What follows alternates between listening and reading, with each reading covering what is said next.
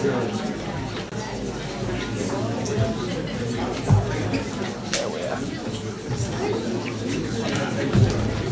my God, that's what the floor is.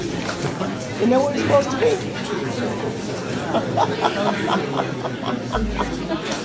You know what? I had such bad Okay. What you like? I now call this meeting of the Peoria Public Schools Board of Education for January 14th, 2019 to order. Would you please call the roll? Mr. Wilson? Here. Mr. Walther? Here. Mrs. Jackson? Here. Mrs. Ross? Here. Mr. Shaw? Here. Mr. Adler? Here. Very good. Would you all please join me in the saying of the Pledge of Allegiance?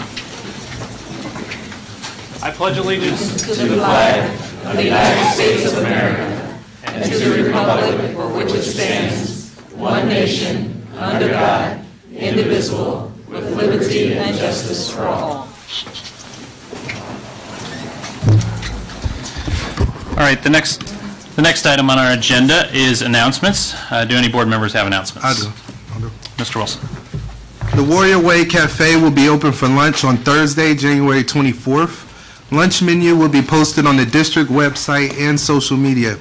If you haven't enjoyed lunch at the Warrior Way Cafe, you owe yourself a treat. The Warrior Way Cafe is located at Woodruff Career and Technical Center. I got another one as well. Good luck to the middle school mathletes from Peoria Public Schools who are preparing to compete in Saturday's Math Counts competition at Lindbergh Middle School. The annual Math Counts event gives students a chance to test their mathematical skills in individual and team events. The event runs from 8 a.m. to noon on Saturday. Very good. Dr. Bob. Buenas noches, bienvenidos. Good evening, welcome everyone. Solicitud de exención de límites. We're talking about a boundary waiver application this evening. Solicitud de exenciones de límites del distrito empieza el 7 de enero y será disponible hasta el 8 de marzo. Se puede encontrar un enlace a la solicitud y más información en la página principal del sitio web del distrito, peoriapublicschools.org. Boundary waiver application. The district's annual boundary waiver application window opened January 7th and will remain available to parents through March 8th. You can find a link to the online application as well as information in the process on the front page of the district website, peoriapublicschools.org. Thank you. Mrs. Jackson. Just a reminder, Martin Luther King holiday. Reminder that Peoria Public Schools and offices will be closed on Monday, January 21st, in observance of the Dr. Martin Luther King Jr. National Holiday. Mr. Walter. 5 Essential Survey. There is still time for parents, teachers, and students to complete the 5 Essential Survey. The 5 Essential Survey measures five factors of successful schools: effective leaders, collaborative teachers, involved families, supportive environment, and ambitious instruction. Please take the time to log on to www.peoriapublicschools.org and use the link to complete the survey. The survey window closes on February 15th. Thank you. Ms. Ross. Jameson School is hosting the Special Education Needs Parent University Thursday, January 17th from 5 to 7 p.m. Childcare and dinner will be provided at no charge. Workshop sessions will provide information on life skills classes, autism classes, and classes at Rolling Acres and Manual Academy Developmental Centers and the Thomas Jefferson. Reservations are required by Tuesday, January 15th. To make a reservation, go to www.peoriapublicschools.org/JamesonRSVP. Thank you. Mr. Shaw. All right. The D-Squared Program Informational Meetings. The D-Squared Diploma Degree Pilot Program will provide an opportunity for students to earn their high school diploma At the same time, they earn an Associate of Arts degree from Illinois Central College. The pilot program begins in the fall of 2019, and applications will be open to current sophomores. To learn more about the D Squared program, students and parents need to attend one of the upcoming informational meetings being held at the district's high schools. Scheduled for those meetings are 5 p.m. Wednesday, January 16th, Manual Academy Auditorium, 6:30 p.m. Wednesday, January 16th at the Peoria High Library, 5 p.m. Thursday, January 17th, Richwoods High School Auditorium. If you cannot attend one of those informational sessions, one last meeting will be held at the district's administration building at 6 p.m. on Thursday, January 24th. Thank you. Thank you. And last but not least, the Peoria Schoolhouse Open. Mini golf and pub crawl will take place on Saturday, January 26th, starting at 11 a.m. at Kelleher's. Proceeds for this second event will be used to support Peoria Public Schools Foundation and specifically to fund middle school athletic equipment and uniforms. Tickets are $40 per person or $160 per team, and they include 2 beverage tokens and a t-shirt. And the last day to register is this Friday, January 18th. To register, please go to PeoriaSchoolhouseOpen.org. All right, and next on our agenda is our Community Contribution Award. Tonight's recipient will be the Rotary Club of Peoria North. Full disclosure, I'm a member and I love these guys. Dr. Bell will introduce them. All right. All right. Thank you, President Adler. Can you hear me? All right. Perfect. For the past several years, Rotary North of Peoria has served as one of Roosevelt Magnet's adopted school partners. Throughout their many years of partnership, Rotary North of Peoria has made countless contributions that have enriched the lives of the children at Roosevelt. During the 2018-2019 school year, however, the Rotarians of Rotary North of Peoria have gone above and beyond to provide the students, parents, and staff of Roosevelt Magnet School with their time and financial support. The following 6 investments of time and financial resources by Rotary North of Peoria have contributed to the continual transformation of Roosevelt Magnet School this school year. Over 30 Rotarians of Rotary North of Peoria have consistently come to the school each week and served as reading buddies with the students. During the first semester, Rotary North of Peoria donated 4 benches for Roosevelt Magnet School's courtyard, which provided additional seating for families during Roosevelt's family nights and student activities during the day. Rotary North of Peoria also donated over $2,000 worth of new accelerated reading books to Roosevelt Magnet's library. These new AR books are at different Lexile levels, which of course contributes to increasing the students' desires to read. Rotary North of Peoria also donated the Scholastic Art magazine for Roosevelt Magnet's arts classes, which are incorporated into daily instruction. Right before the winter break, Rotary North of Peoria teamed up with another Roosevelt Magnet adopted school partners, ABG, and provided and personally delivered a holiday basket to each of Roosevelt's 671 students. Yeah, very impressive. Rotary North of Peoria donated 350 Roosevelt Rough Rider sweatshirts, which are used for PBIS incentives. This particular generous donation has positively impacted the culture of Roosevelt Magnet School because students must earn their sweatshirts through the PBIS Strider Bucks system by living the Roosevelt Magnet way, being respectful and responsible. By the way, the Rough Rider sweatshirts cost 50 Strider Bucks, a very high standard. And this is what it looks like.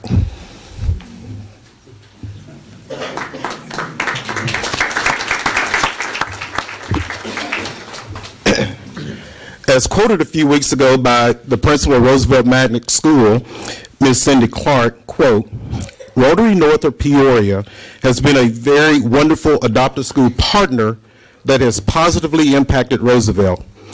They are very deserving of being nominated for and chosen to receive the Peoria Public Schools Board of Education's Community Contribution Award. The work of the Peoria North, Rotary North of Peoria is very appreciated and needed, end quote. So, on behalf of the members of the Board of Education and Superintendent, Dr. Karat, I would like to ask Ms. Jenny Breitenbaugh to come forward, please, on behalf of Rotary North of Peoria and accept the Community Contribution Award and to make a few remarks. Ms. Rosenbaugh.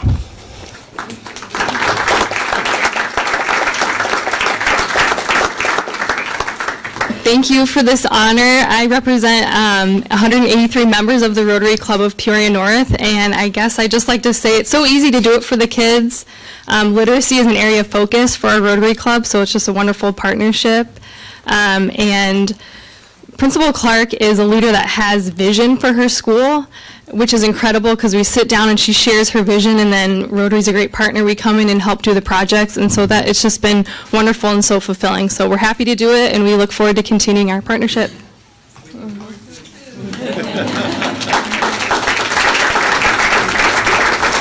Hi, I'm Rick Nelson. I'm a past president of Rotary North, and both my boys graduated from Roosevelt, so it's special interest to me, but we appreciate the award tonight. Thank you.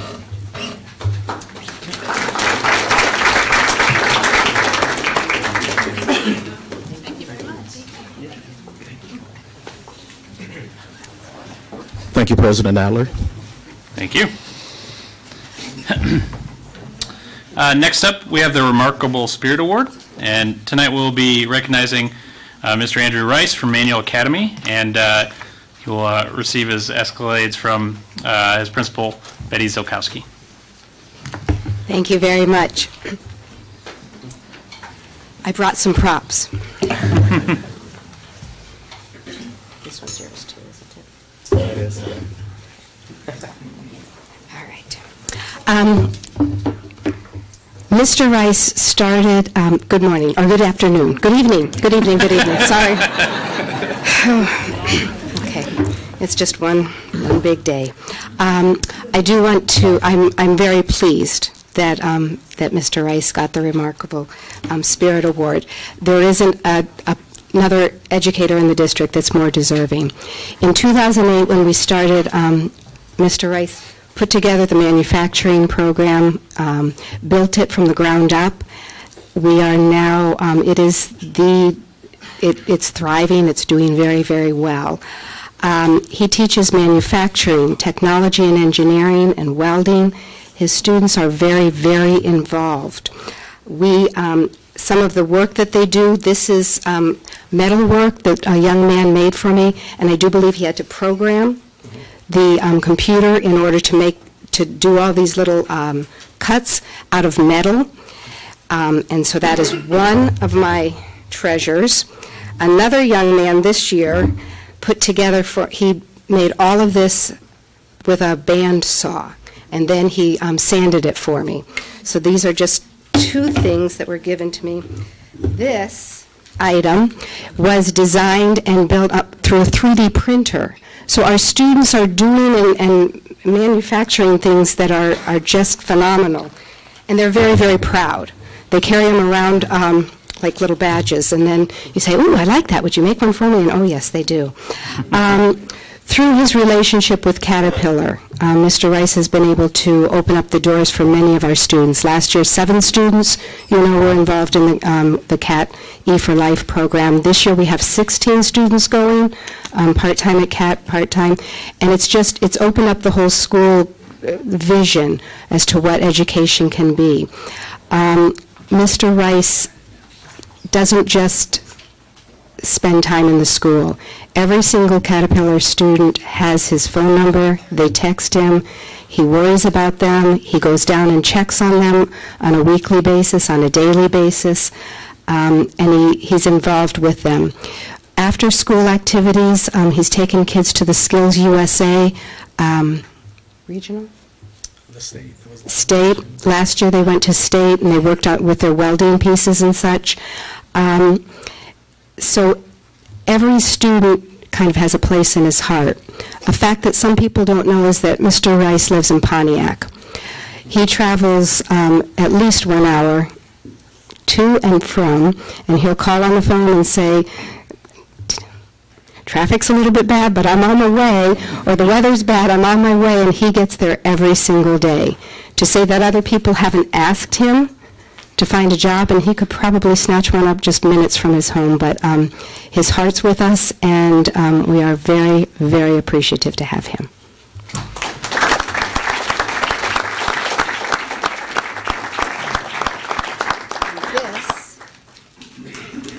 Thank you. Thank you. Thank you. All right. Thank you very, very much. Thank you. You're welcome. All right. Now he gets to go on the road home.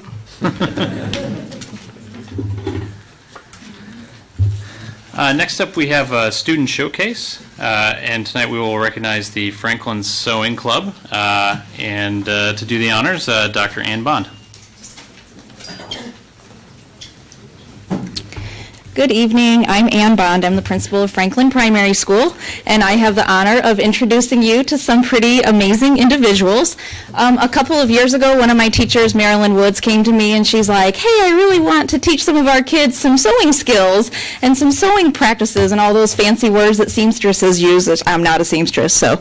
And I said, well, let's do it. And so she started this weekly club, and she volunteers her time once a week. And I say once a week, but that's kind of a loose term. She comes in the morning. If kids want to come early to school and keep working on something, she'll arrive 30, 45 minutes early on just any given day to help them. She'll stay after school anytime they want. And so she's really putting her full self into this regularly. And so they're going to tell a little bit more about themselves in just a minute, but before they do, I just want to say one thing about them. I think that the Sewing Club has really shown us at Franklin, and I think our community too, not only how talented they are and how creative our kids are and how skilled they are, but also how caring they are and how empathetic they truly are. They're really servant leaders right here in our schools, and they're role models for all of us, and I'm really, really proud of them. So please help me welcome Mrs. Woods and Mrs. Hahn and Ms. Hernandez and Ms. Suarez and the Sewing Club, who's here, who could make it tonight, to the podium. Come on up, Sewing Club.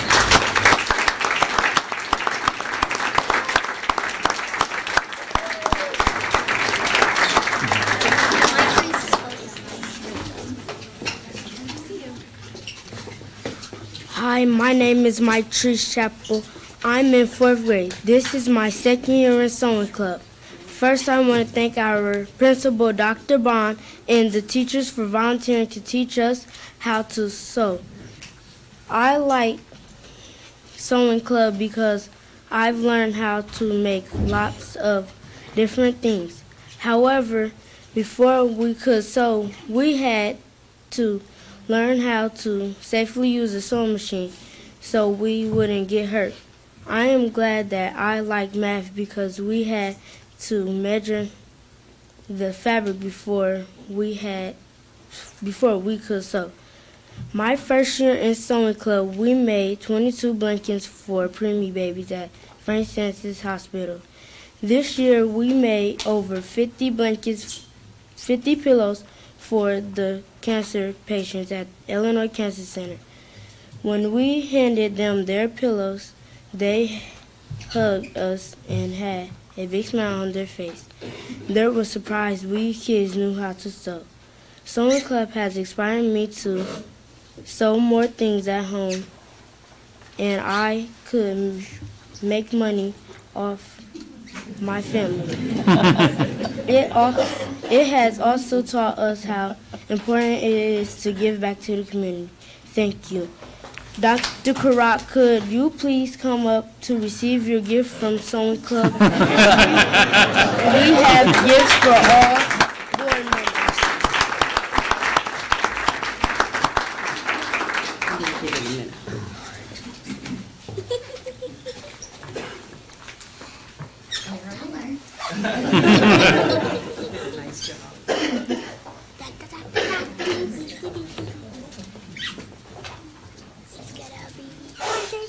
This is, here, you guys present it to her. Hold it like this. Well, thank you. This is beautiful. Come closer, guys. Here, go over here. Go. Go, you guys. Get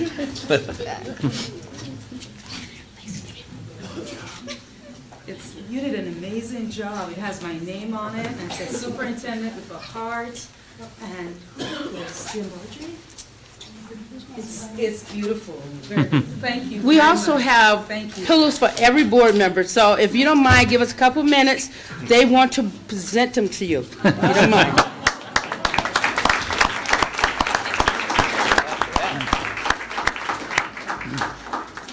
Well, I know all the board members feel as very thankful as I do, and we're really proud of the skills that you guys are learning and that you thought of us. But we also want to recognize, the Franklin Sewing Club. We know those parents are out there encouraging the kids to get involved and learn new skills. Will all the parents of these kids please stand up and be recognized?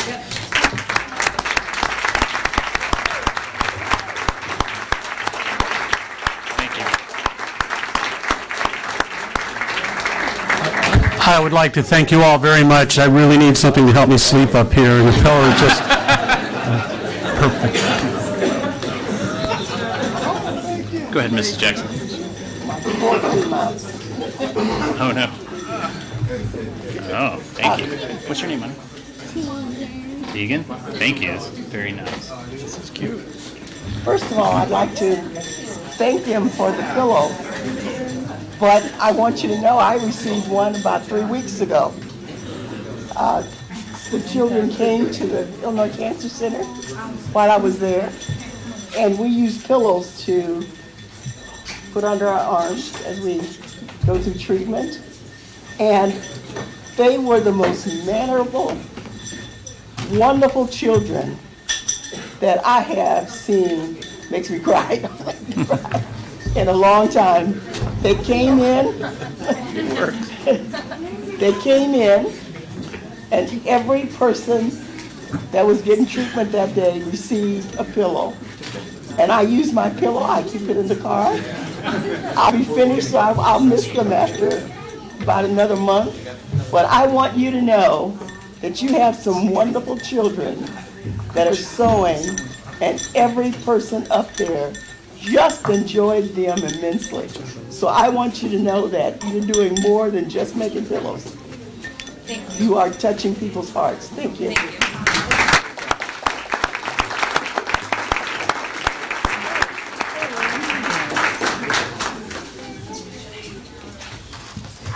I want to recognize Ms. Wood. Yes. Are you good at everything? I know you're very good at cooking. So now you're sewing and all these other things. I appreciate you working well with the kids like that. This is really nice. Whoever did mine, with a name like this, you got extra credit.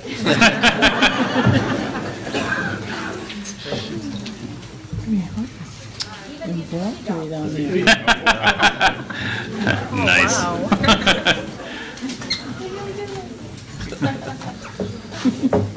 All right. To continue with our theme of recognition, we'd like to ask Miss Sarah Oakford to come forward and announce some Adopt-a-School partners.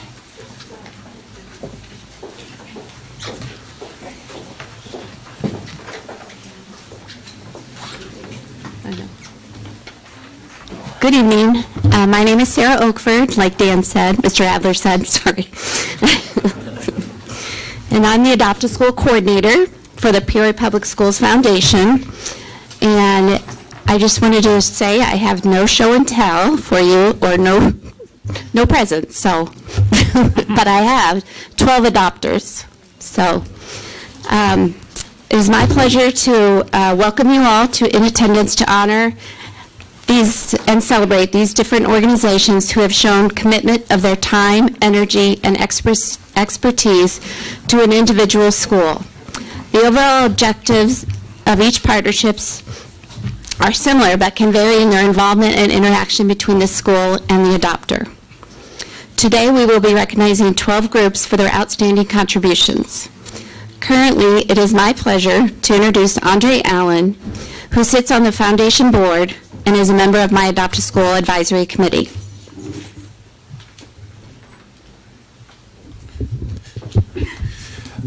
It's all good, Sarah. Sarah, thank you so much for that warm welcome. First off, big shout out to the sewing club from Franklin again. I wouldn't even trust myself sewing, and I'm almost 30, let alone been in the 4th grade.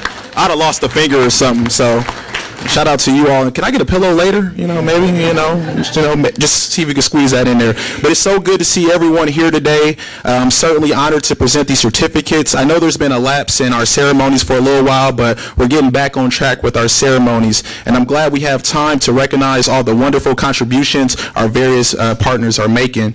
In the absence of these awards, I do hope you know that your work truly matters.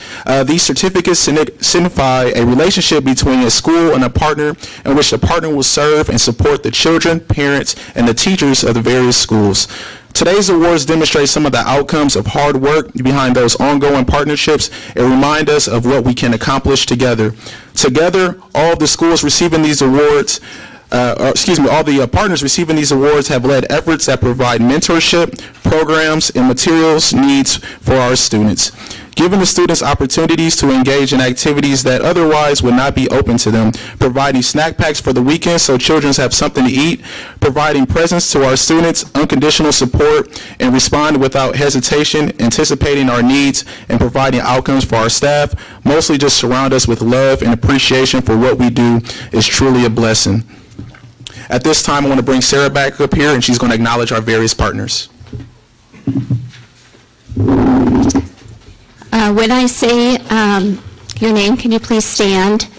And then after we're done announcing that, we're going to depart to the media room, and we're going to take some pictures and have some refreshments. So I'm going to start with Trinity Lutheran. They are a partner with Franklin and Dr. Bond. Oh. Sorry. And this is Sue Brewer? Okay. The Director of Christian Education, Scott Rausch, I think I said that right, couldn't be here tonight, but this is Sue, and she is in charge of the snack packs. So, next we have Principal Daniels from Harrison with Divergent City Church, Pastor Velazquez, close enough, there you are, thank you. Next we have at Hines with Principal Durr, we have St. Michael and All Angels Church. Thank you. And then with Mr. Turner at Keller, we have Assistant Pastor Adam Smith from Mount Olive. At Lindbergh with Mrs. Malaghy, we have Living Waters Lutheran Church. And I was like, there's Pastor Mark. I know that everyone's everywhere, so. Then we have at Manual and at Peoria High, we have Dawn Jeffries with Girls Light Our Way, the GLOW program. And they're just starting at Peoria High this semester. So they've been at Manual, but they're starting at Peoria High. And also at there you are. And also at Manual, we have with Principal Z, we have First Covenant Church with Sarah. There they are. Oh, this whole row. Okay, then we also have Miss Z, Living Hope. Oh, I'm sorry, Alpha Phi Alpha Fraternity, and Mr. Greg Wilson, one of the Board of Education members. You gotta stand up, Greg. Along with Andre and a lot of other Alpha. There we go. They're everywhere. And their work with Manual. Next we have Mrs. Principal Stockman with the couple with Living Hope Lutheran Church with Pastor Matt Mueller, and Teresa Bender from United Presbyterian Church of Peoria. There you are. And then at Tree Run with Principal Andrews, we have the Center for Youth and Family Solutions. And last but not certainly least, we have at Von Steuben with Principal Ryan and Assistant Principal Dr. J is here somewhere. We have Pastor Devereaux Hubbard and his wife Christy and Sean Hayes from St. Paul Baptist Church. We really hope we hope that you enjoy your time, you feel like you're making a difference and you're getting the value that you would like to get out of the partnership. But I just want to read a quick email I got from a partner, and she left the school. She was about to leave the school and she was feeling really down and depressed, and she thought she wasn't making a difference. And when she went back in January, the kid that she was working with was no longer there, and so that made her very sad.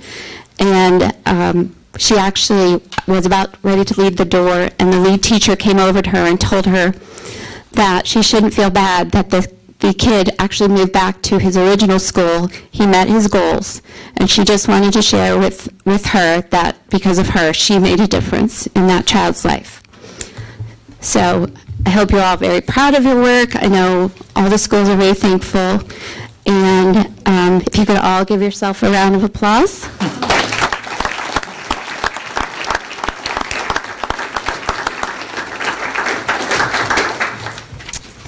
Thank you. Thank you.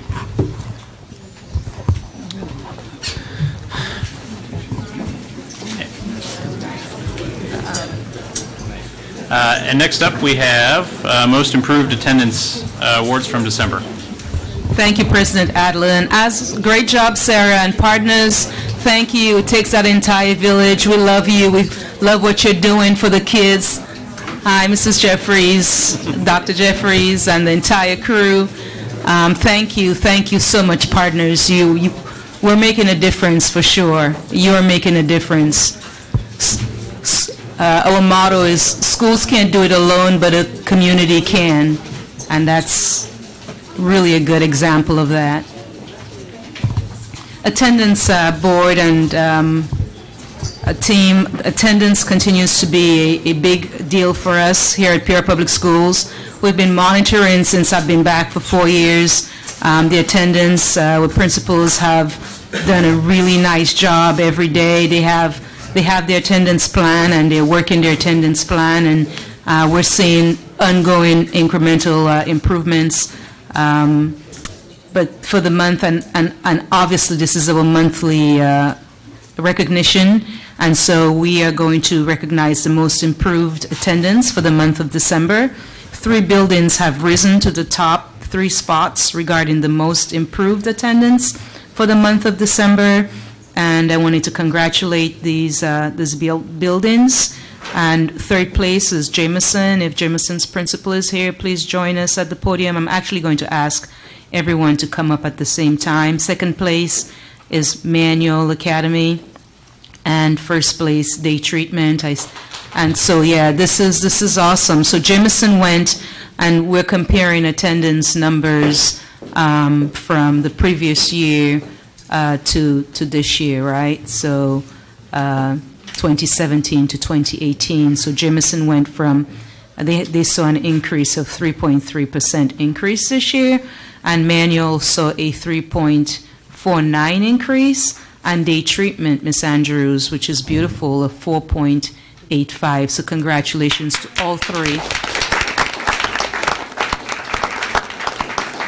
And we have been monitoring year in and year out. I remember one board member asking for the attendance data, and overall as a district, I think when we first started it was 91, but then it's at 92, and we know how hard it is to get those percentages up. So again, congratulations. I'm really proud of you. I know you're doing some creative things to entice parents to make sure they're bringing the kids to school on time, and also some recognition not only for students but also for staff. So Ms. Zilkowski, can you share with us some of the strategies that are being utilized at Manual to continue to improve your attendance? So you went from 79 last year to 82.6%. Yes, we are holding steady to the attendance plan.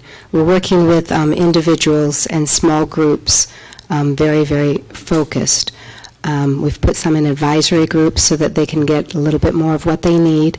We're working with them academically as well, because a lot of times the academics and attendance do go hand in hand. Many of the kids don't come because they can't do. And then the incentives. So we have incentives on a monthly basis, and we're just working those things. So beautiful. Thank you. Keep plugging away. Thank you. So Manuel was second place. Jameson, I know that Jameson's principal is not here, but Mo, are you filling in? Do you have ideas regarding strategies they're utilizing at Jameson? When I've listened to the ULT monthly, we've had a lot of conversation about some of the significant medical needs of our students, specifically at Jameson, and the staff works tirelessly to stay in contact with between our school nurse and the families to make sure the medical needs are met. So there has been a lot of effort in that area at Jameson. So I'm proud of the teachers and the team there and Ms. Ross. Beautiful, thank you.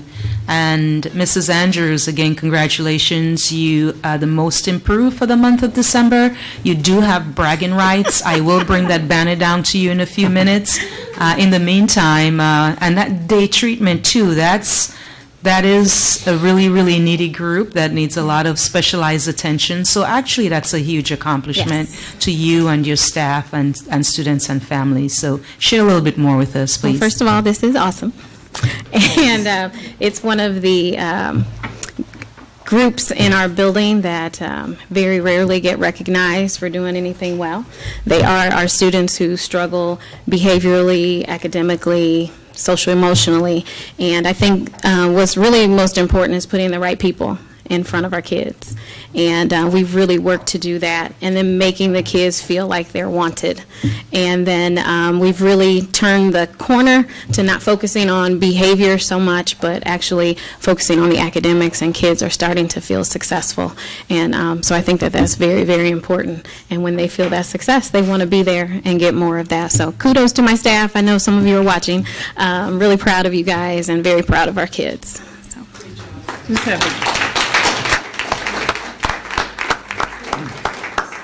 Ms. Andrews, I wanted to ask a question. Would you attribute the fact that social emotional program that you all have down there is also assisting in helping to increase that attendance? Yes, we've been more targeted with what we're doing. We adopted a new SEL curriculum. Sorry, I just... We've adopted a new SEL curriculum and have worked really closely with Derek and the Wraparound Center. Just really doing everything we can to find out what the needs are and to do everything that we can as a staff to meet those needs. Okay, so it all helps. Yes.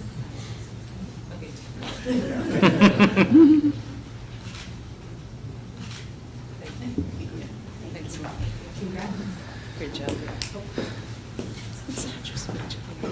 All right, congratulations to Jameson, Manual Academy, and Day Treatment.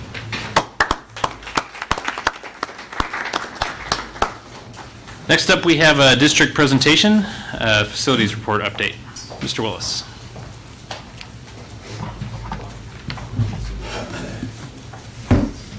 Is it PowerPoint? Yeah. We do have a PowerPoint tonight. We will be brief. Yes. Thank you for coming in. I know you're still under the weather and you were out today, but you came in just to present this information to the board and the public. So thank you, Mr. Willis. No problem. Mr. Myers, thank you. Basically, we want to cover two pieces with you guys tonight in terms of our facilities update. The first part is a recap on the county school facility sales tax, and we'll run through that pretty quickly. I provided you a number of pages for the county school facility sales tax update. What I will, and I'll flip through those rather quickly, what I'll do after tonight is modify the master schedule that you guys adopted back in February of 2017 so that we can post that on the website with updates that I share with you tonight.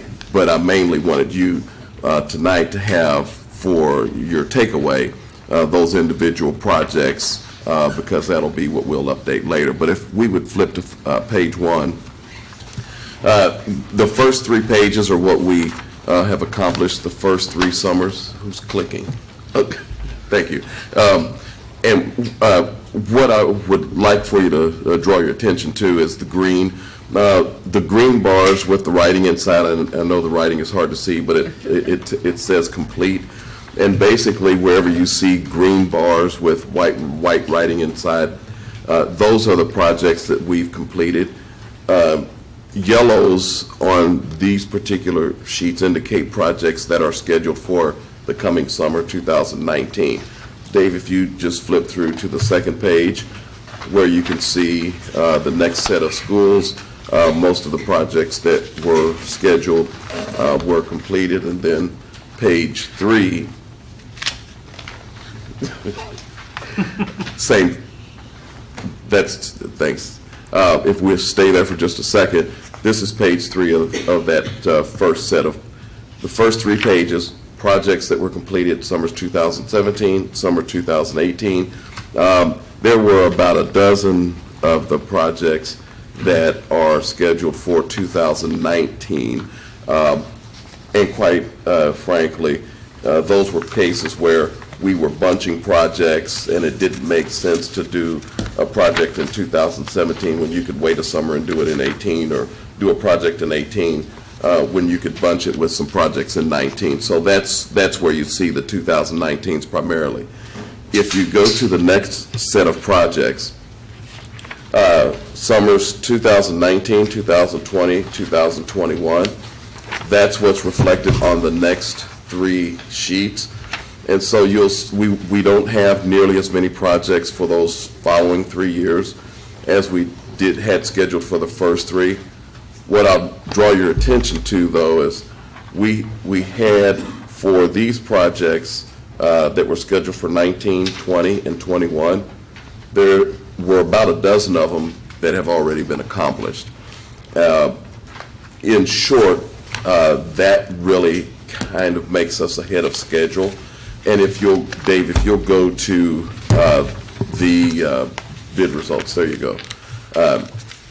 In terms of the dollars, so far we've budgeted about $24 million for the projects that we've done to date, and we're the bids came in at $23.5 million. So right now we're about $500,000 under budget, and that does include the agenda item that we have on for tonight. It's pending that one is approved. That would put us at $500,000 under. If you flip to the next page, this is the recap. To date, we've completed 91 projects. We've got 20 projects that are scheduled for 2019. A couple of those were just carryovers. HVAC for Richwoods, HVAC for Manual. Those will be completed in 2019, started in 2018, going just as planned. And the others, some roofing, some parking lot work. We were going to do some in 2019, so we held off on some of those projects for 18 and just bunched them. In terms of the rest of the 138 projects that we have, after summer of 2019, we only have 27 remaining. So we are about, in terms of completed, we've completed 2/3 of the projects that we've budgeted, that we've scheduled for that 5-year period, and we're about $500,000 under budget. The next couple of slides give you some before and afters. The first before and after is Richwoods, and you can see on the left we had seats that were different shades and in varying various conditions. And to your right, we had painting, new carpeting. The flooring was even painted under the seats prior to the seats being installed. and then we had the seats installed. And actually, I think we did lighting too. No. We didn't, okay. Stage was done prior to. That's right. Franklin,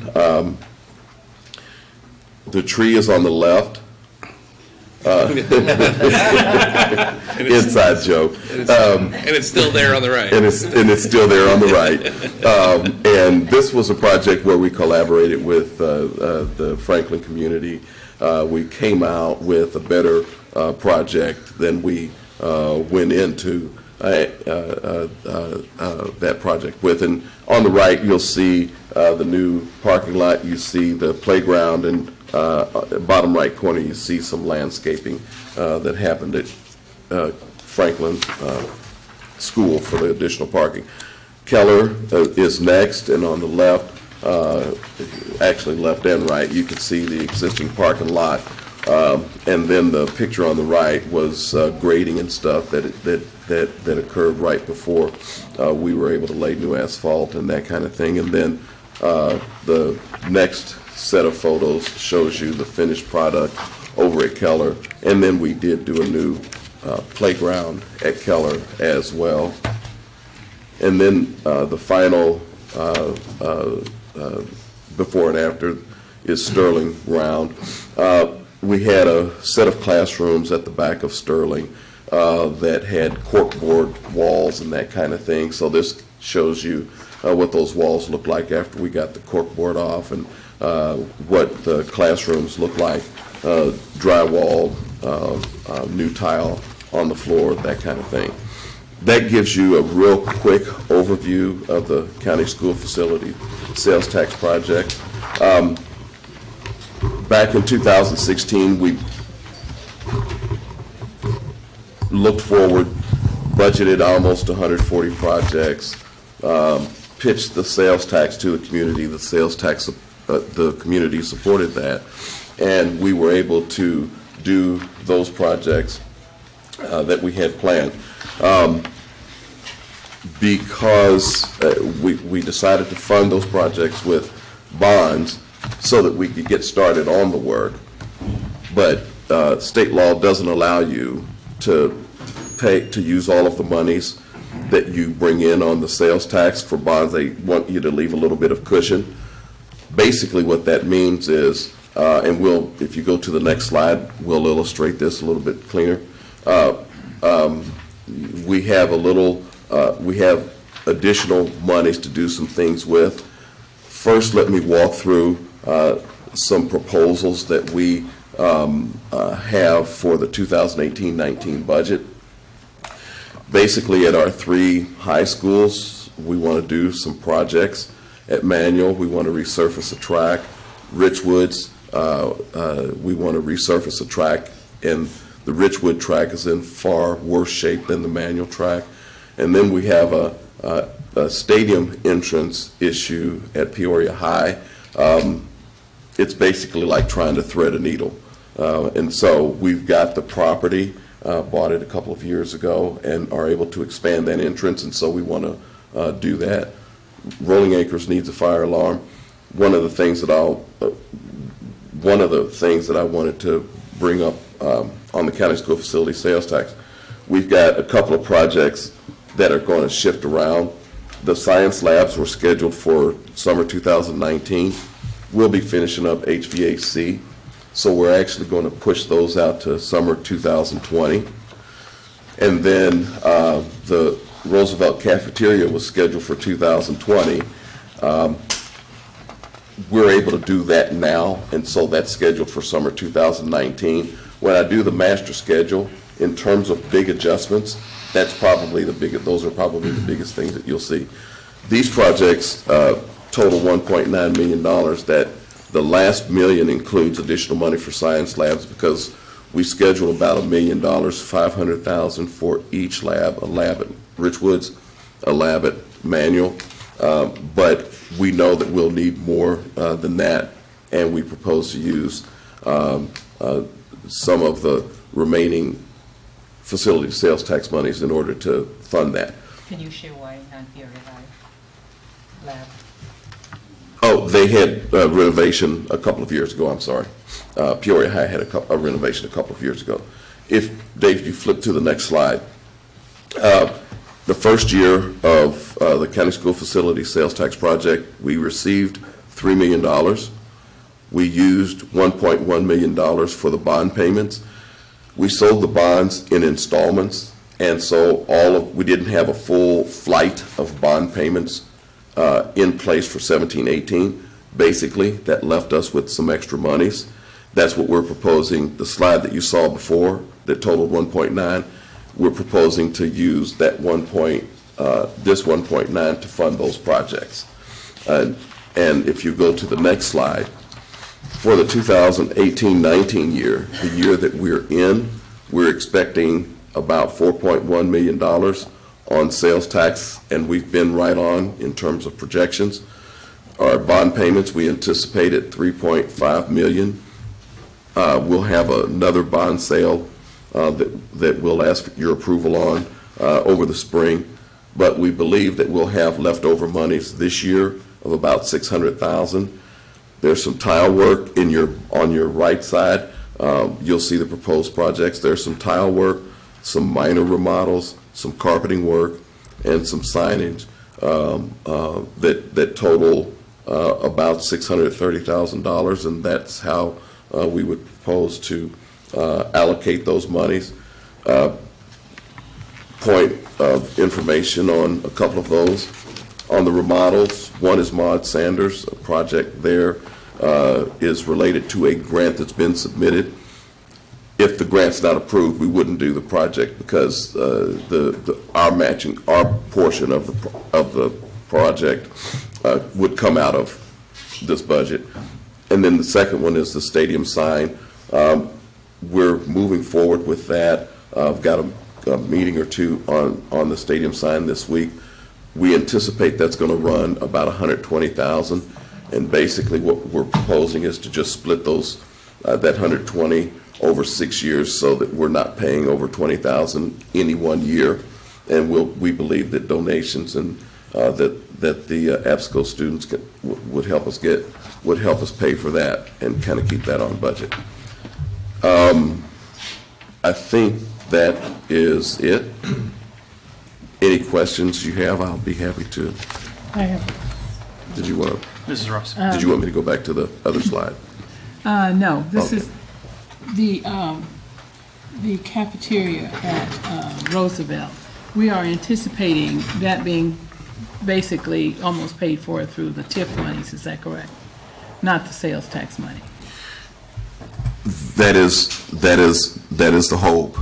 In which case, it would just give us a little more flexibility as we go down the road on the additional. We have two major HVAC projects left to go, Tree Wind and Roosevelt. Between the two of those will probably be $7.5 million projects, and those won't be bid for yet another summer.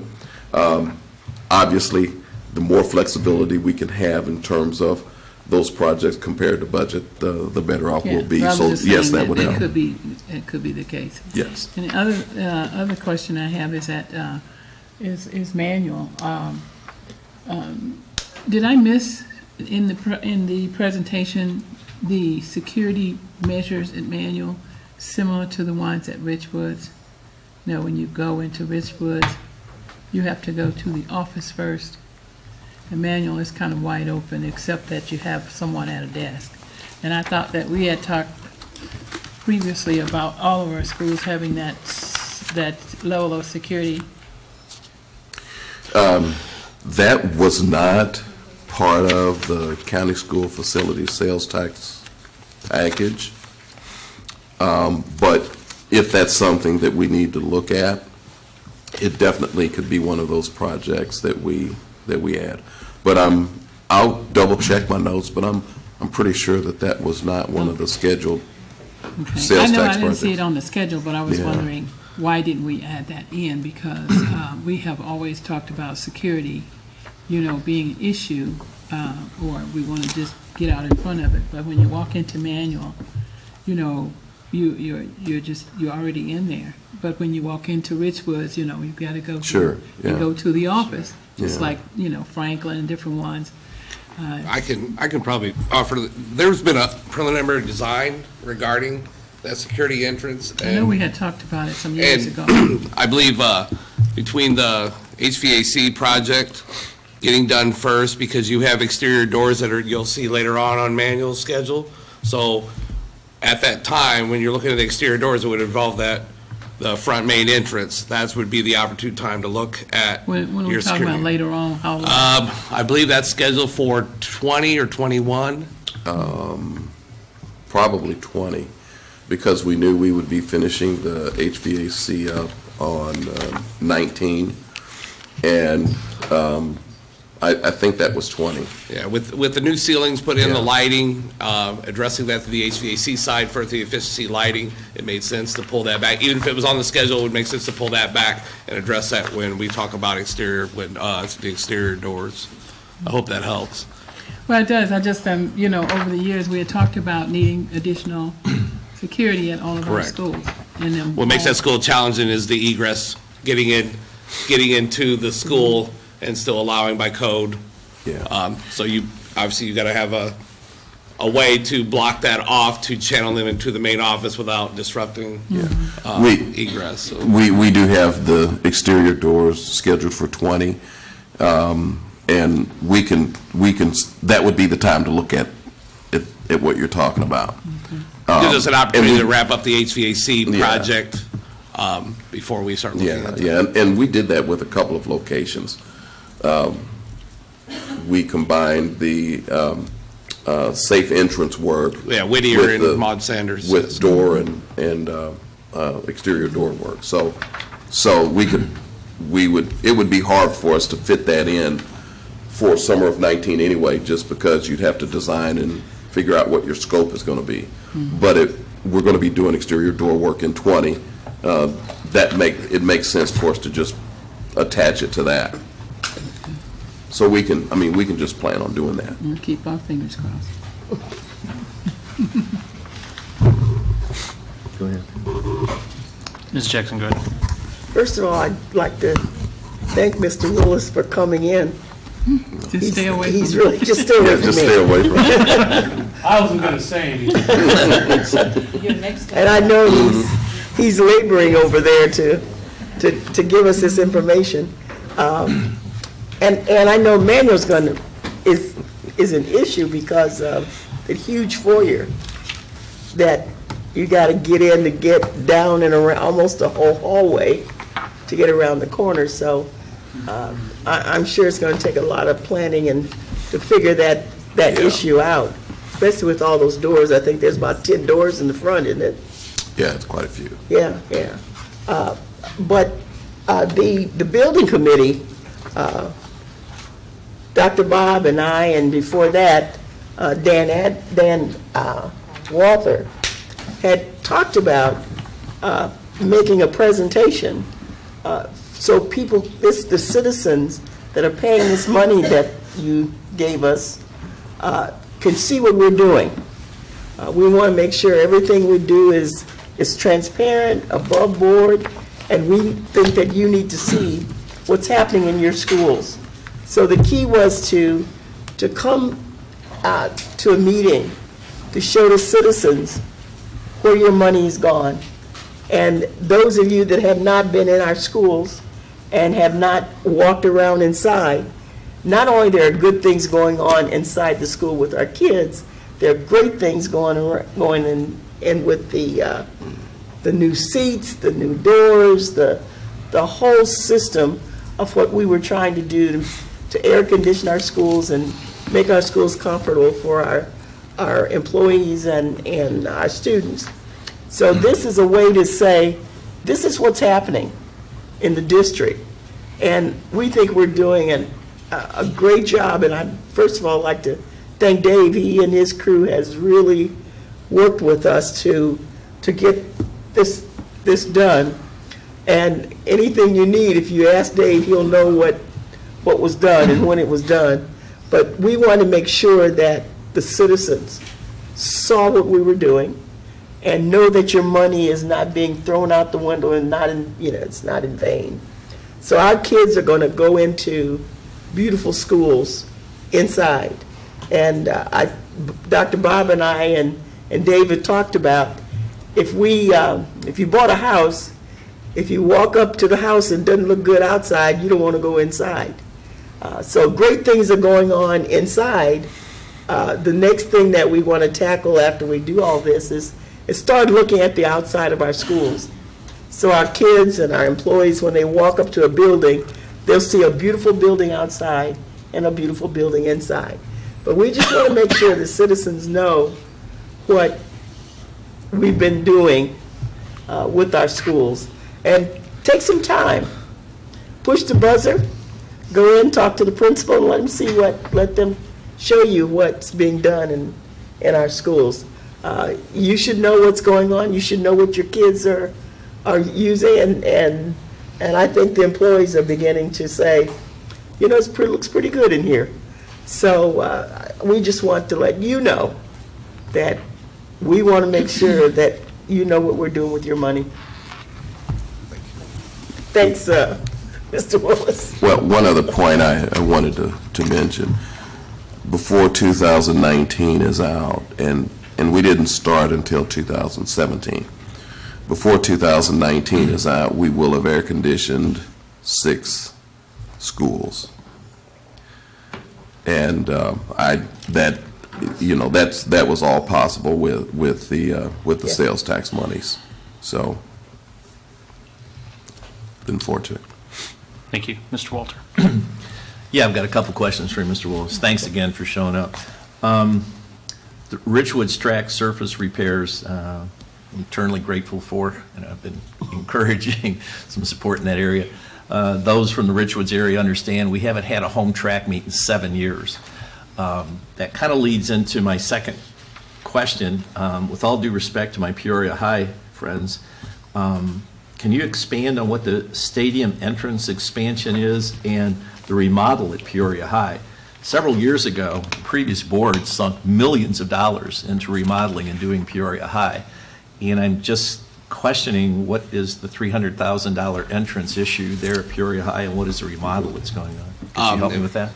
I don't know if you've ever been to a soccer game or a track meet there where it involves multiple schools, but it's an extremely difficult. Number one, the parking's an issue. Right. It's a lane in. The way I look at it, it's one lane in. There's really no one lane out. I mean, that's a concern for emergency, for getting in and out. The property that was adjacent to that track wasn't purchased at the time. And with that being purchased and that being our property, we can actually open that up and actually essentially having not only an entrance in, but entrance out, and maybe doing some adjustment. We talked about adjusting the discus and the shot put and moving it to the opposite end and open that up for more parking for this. It's actually been and as you know, the Buildings and Grounds office and shop is there as well. Right. So between our team coming in there and out when those start, actually us trying to close up for the day has became a huge issue. And it just starts with that. We got to look at, there's also the tennis court space there. I know long term we've looked at recreating tennis courts somewhere on Peoria High's campus. So when you look at that footprint, I see parking, additional parking in the space there. We're trying to resurface what can't be resurfaced. You're basically essentially redoing tennis courts there. So we thought long term, if you look at that, you're addressing that issue for parking, true parking. If you've been there, you would see exactly what I've talked between buses, parents, they're parking on North in Nebraska. It's really not ideal. The track soccer field is beautiful, but the parking to host things is not. Yeah, I was at a game on Friday, Peoria High and Richwoods, and the parking was, there were about 18 1,800 people in attendance. And I heard one of the officers said, and I got out in time, he said, I know there's going to be an accident. I hope people were careful, but they were parked in all sorts of direction, and it was a challenge. Yeah, I would also keep in mind too, we also were looking at restrooms. There isn't a restroom facility there. They're using a porta potty, which is not ideal. So in that 300,000, we need to look at how we can stretch that to get that. We also talked about potential concession stand wrapped in with a restroom area. We don't know what that's going to look like as far as size, but between addressing the egress in and out and that, I think we can get there. So there's a lot of opportunity in that space. It's just how do we do it? So that's where that. So if you see that I know the amount looks big, but there's a lot that needs to be done with that 300,000 to make that ideal. Okay. One other thing, I was on, as Mrs. Jackson said, I was on the building committee for 2 years, and I do want to thank Mr. Willis and you, Dave, for the work that you guys have done. One of the things I think, and I always do make this plug, the school facility tax wouldn't have been possible without Dan Adler in putting together the leadership to make that come through. We had a landslide victory of 50.2% or whatever it was to get this thing done. But the reality is we did get it done, and when some other people didn't, and it's allowed us to do some things that are going to make this school district better for all the kids, the air conditioning and the interior and the security that we talked about. The other part that I wanted to compliment them on, I've been at times a pain in the butt about this, but we have got some opportunity for solar. And Mr. Willis and Dave have been good when I've pestered, and Mr. Kenny's come to that. We've had some meetings with some people, and we're looking in the future to add solar to what we've already done, which will, we're hopeful, help offset the cost for the district in doing some things. And we're looking to go green, and some of the things that they've done in doing these roof projects that we've done have now made us solar ready at a number of buildings that we haven't had before. But they've been very open to those kind of things and going in with it and have juggled their schedules to make those things work. So I just want to thank you for that, because I think long run, going green is going to be good for this district. Woodruff is to the point now where that roof was done, that if we can get some other people involved, that I guess has to do with legislative things. But we may be able to do solar there, and we can tie in that solar with the projects that we're talking about doing with that. And so I just want to thank you guys for being open to those things. Thank you. We did add a solar parking spot at Franklin. Yes, a charging station. Charging station. Okay, cool. Yeah, so yeah. It's small, but it's a start. It's a start. It's a start. Okay. Any other questions on the facilities update? All right, thank you, Mr. Willis. Mr. Myers? All right. Next up, we have presentations by audience. Obviously, public feedback is important to us, important to the success of the district. We simply ask that you be courteous to our other speakers, maintain your 5 minutes, and we always love constructive criticism. So with that, our first speaker is Ms. Sharon Cruz.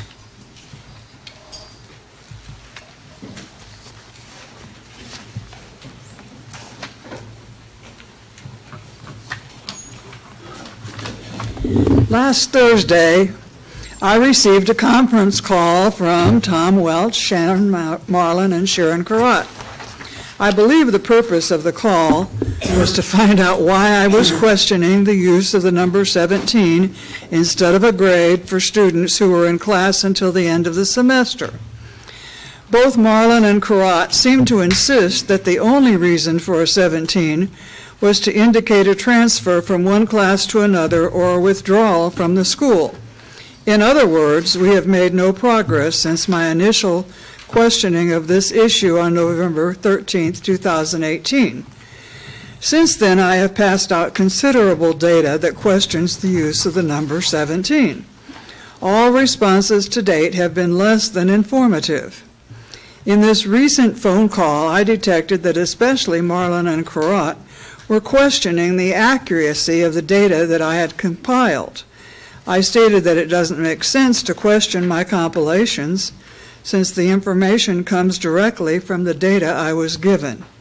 I asked if they had copies of the data that I was given and if they had compared my compilations to their data. My hearing aids fail me at times, but I believe their answer was no. Shouldn't I have expected that comparison to be made before this phone call was made and long before January 10? At some point in the call, they found the data for Peoria High. I directed them to the Peoria High data for second semester for ID 84598 at the bottom of page 1, which presents a perfect example as to why I am questioning the data. At one point, I believe Dr. Karat assured me that the students whose grades were recorded as a 17 instead of a grade really did receive a grade.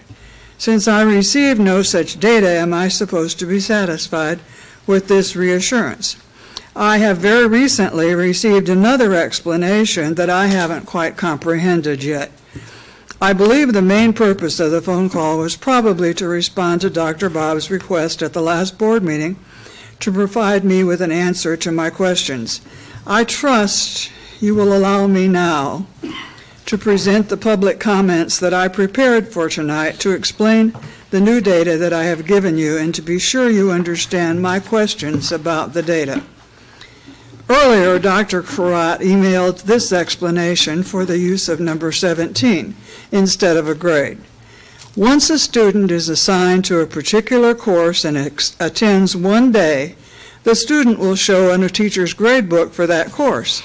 If the student transfers to a different section of the course or changes to a different course, the student will show in the teacher's grade book, but will be grayed out from the day the student transfers, and an asterisk automatically fills in for the rest of the semester. At the end of the semester, all students who started in a particular teacher's class will show as a W on state reporting. A W does not hurt the school or the student, as it just shows that there was a change in the student's schedule and no grade was obtained. Looking at my handout, you will see that the data in blue is what Karat explained. I didn't use this transfer data in any of my compilations yet because it is irrelevant. Tonight I am using examples including this data. Karat's explanation completely ignores the relevant data in line 2. Note that in my first example, a manual student enrolled in AP English Language on 8/16/17 and transferred on 8/29/17 to the same course, a different hour or teacher, on 8/30/17 and finished the course on 12/21/17. I believe the grade should be an F or maybe an A, B, C, or D, not a 17 for withdrawal. The last day of a semester is hopefully too late for withdrawals, and hopefully there is a policy. Karat's earlier explanation also stated that a W does not hurt the school or the student, as it just shows that there was a change in the student's schedule. However, W's at the end of the semester do hurt the school and the student. They just don't hurt the GPA. All those required English classes must be made up. 256 Fs, may I finish, please? With the board's consent, Ms. Cruz can continue your comments. I'm good. Proceed. Okay.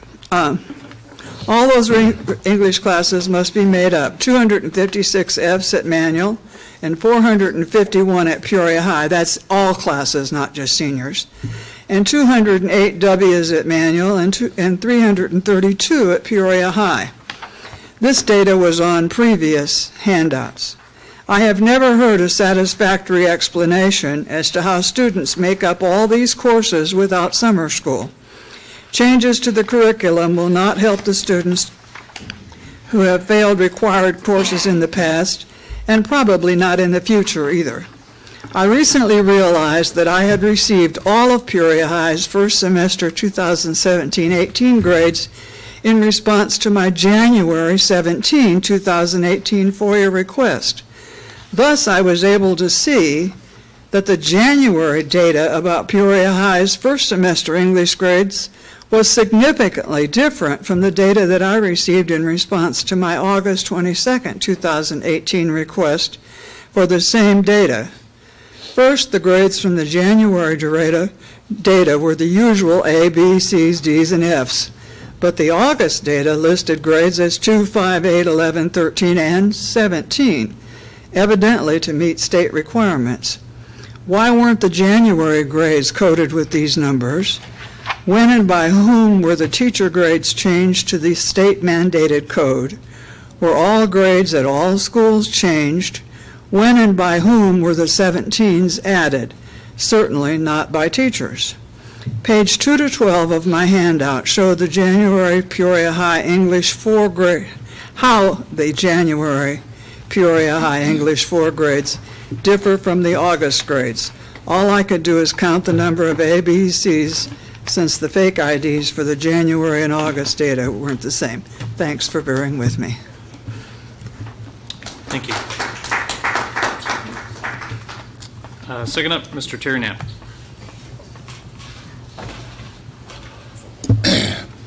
Yes, to start out, I'd like to thank Mr. Walsh and the Secretary for their prompt response to my questions concerning swimming in PE in our high schools. And I would like to preface this by saying those who forget the past are condemned to repeat it.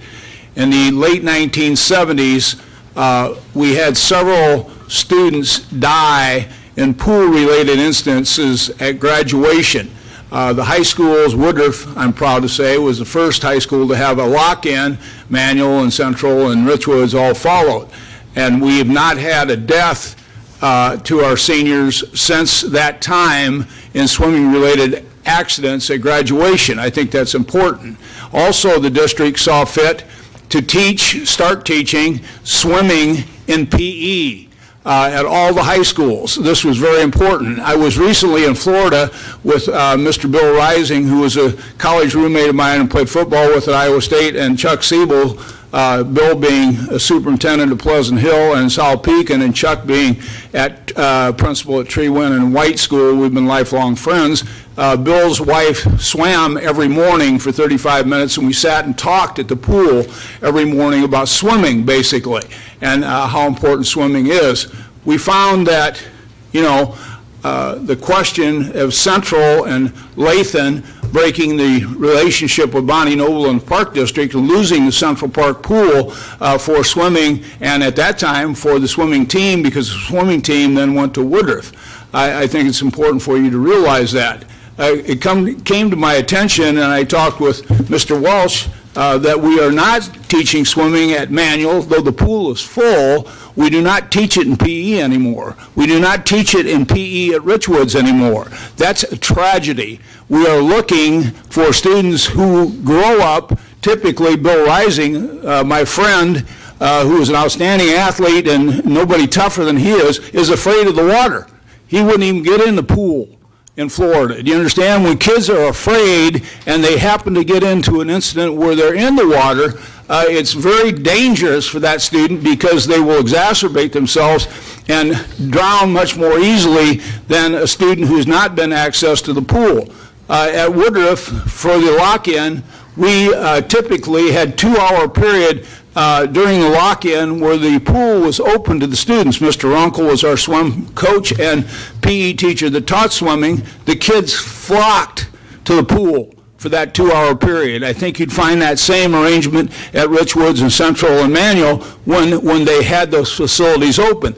Woodruff now sits with the best pool in the city, empty. It's been empty for the last 5 or 6 years. The Park District doesn't maintain a pool on the north side. When Dan Walter and I grew up on the north side, I was in the pool every day at Glen Oak Pool. I was eventually the pool manager, so I saw the traffic that went through there. Inner city kids like exposure to the water, and if they're not exposed to the water, they will be afraid of the water. It's very important for you to understand this as school board members.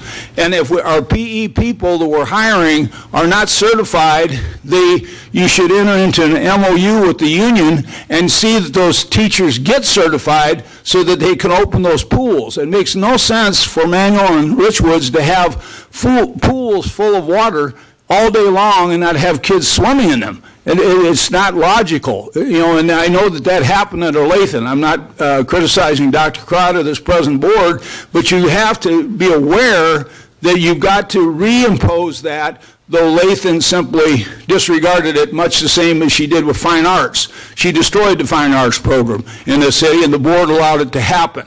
You got to see these things as valuable tools for students. One other thing on your agenda tonight, number 8, talks about a co-op for softball with Peoria Heights. Had Lathan had any foresight, instead of sending 20% of the Woodard students to Manual and 75% to Central and 5% to Richwoods, she would have balanced that number so that Manual would have gotten more students and wouldn't be in this fix of not having enough athletes to support their various athletic activities. To ask Peoria Heights to come down and provide 5 or 6 kids on a bus to provide us softball at Manual is ridiculous. If anybody is to co-op, I would suggest that Manual and Central co-op, because Manual's softball program doesn't have much success either. Thank you very much. Thank you. Next up, Ms. Kim Thomas.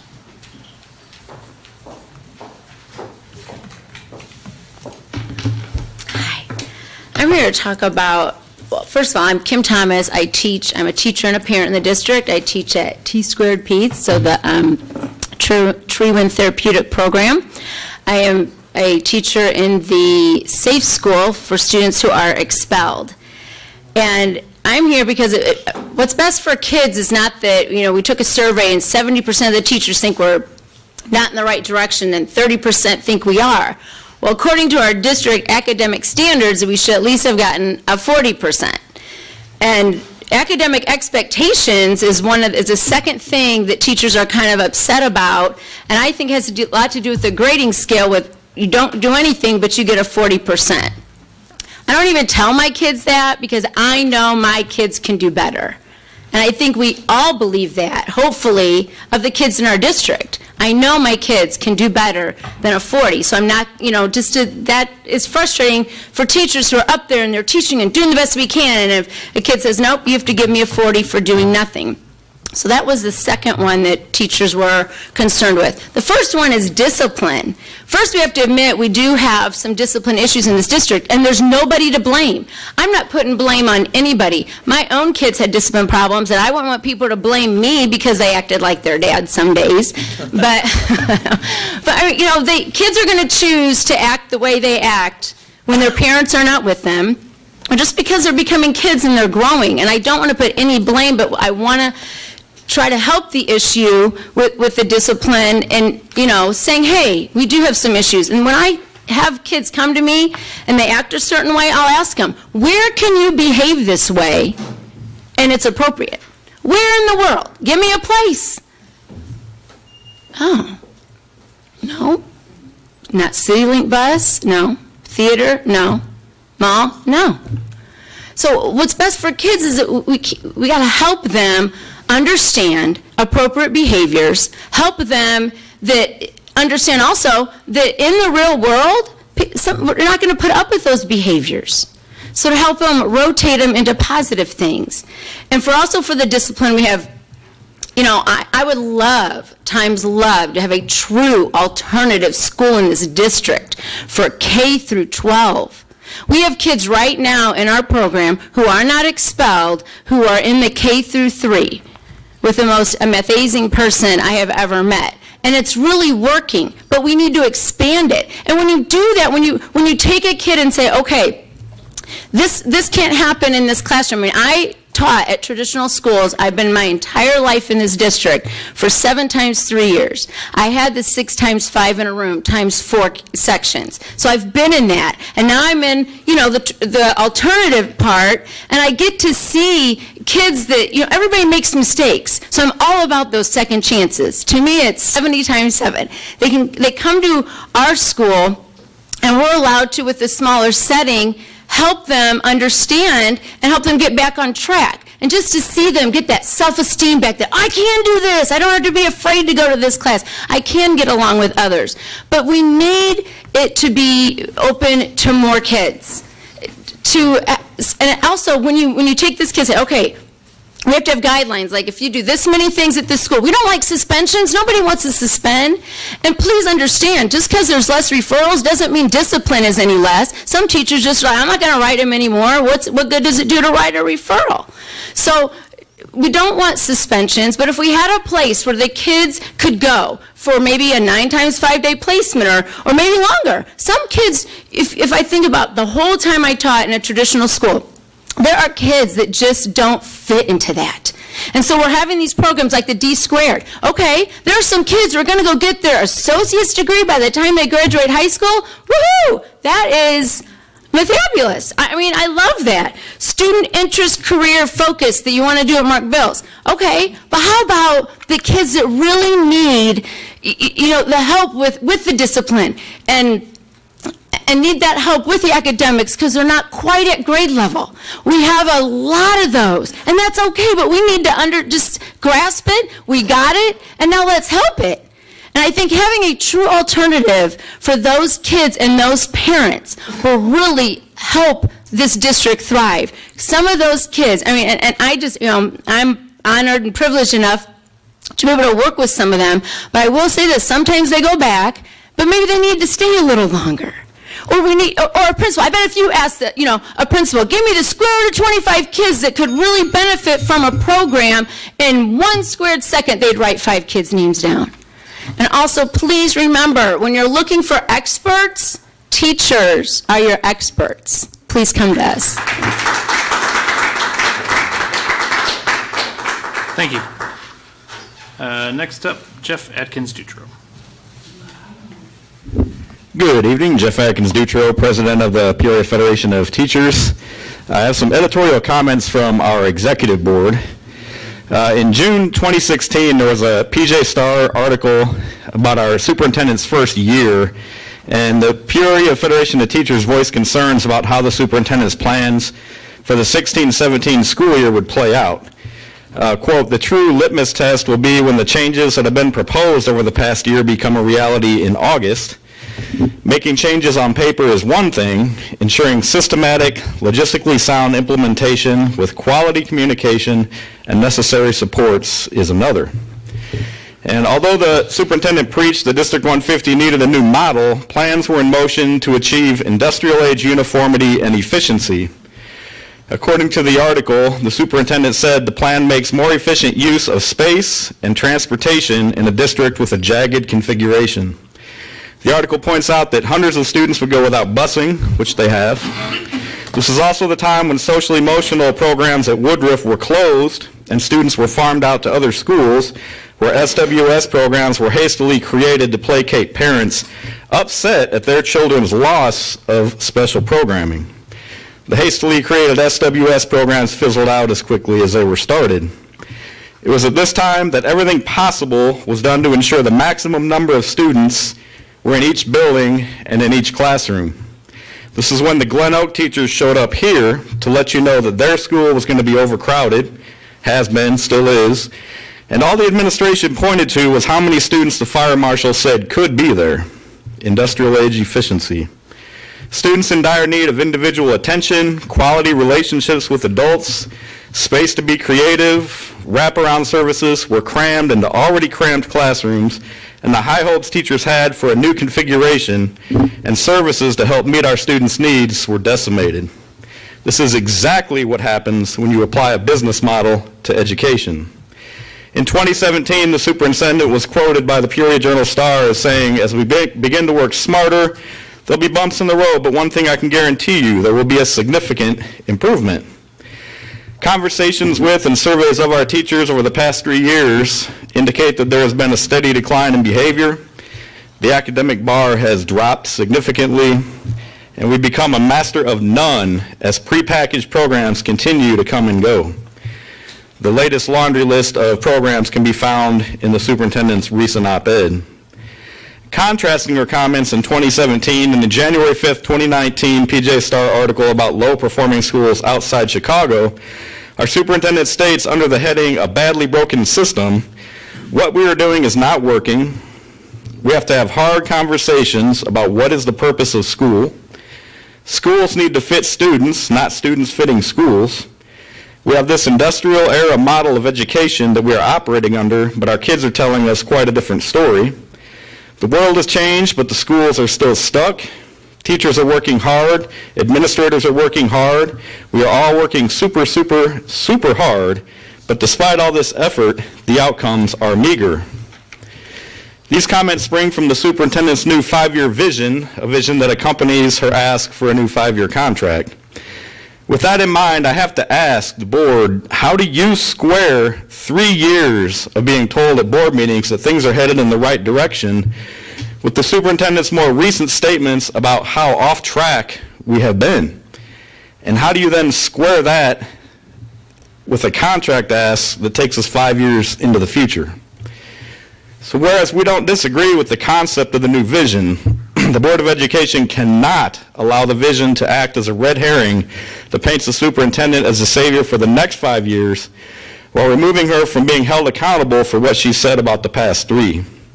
Before the school board moves forward with a new contract, or more importantly, a new vision, the superintendent's recent comments need to be unpacked. Why are the results in District 150 meager? If what we are doing is not working, why have we been doing it for the past 3 years? And more importantly, why should we expect the next 5 years to be any different? Why are our schools still stuck? Why is everyone working super, super, super hard for meager results? As we stated in 2016, making changes on paper is one thing, ensuring systematic, logistically sound implementation with quality communication and necessary supports is another. You have a vision, you have a contract, and nothing but cliches to accompany it. The number of people willing to help our district and who have been doing so is actually stunning. We saw that here tonight. Promising. I have 4 paragraphs, and this is where I get to the constructive part, if I could. Board's consent. Yes, please. Yes. Continue. And I had a couple jokes, but I'll edit those out. Thanks. The number of people willing to help our district and who've been doing so is stunning. Promising partnerships have been formed. With Dr. Crott, we've gone from a district alienated from just about every single entity in the city to bringing anyone willing to help to the table. Our district's root problems, though, cannot be ignored. I think this is a critical time, and I've been vocal about the fact that I think we have a quality school board with quality school board members who are positioned to take our district to the next level. But that's only if board members who have not spoken up publicly become assertive and start doing so.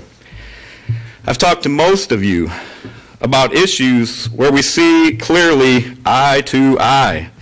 We need to start speaking with a unified voice so we can get some results.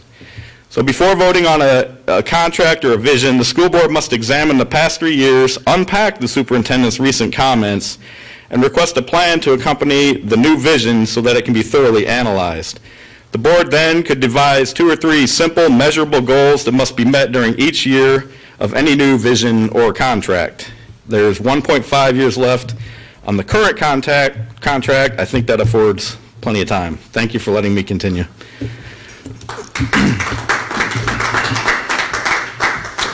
Last but not least, Mary Beth Cunningham.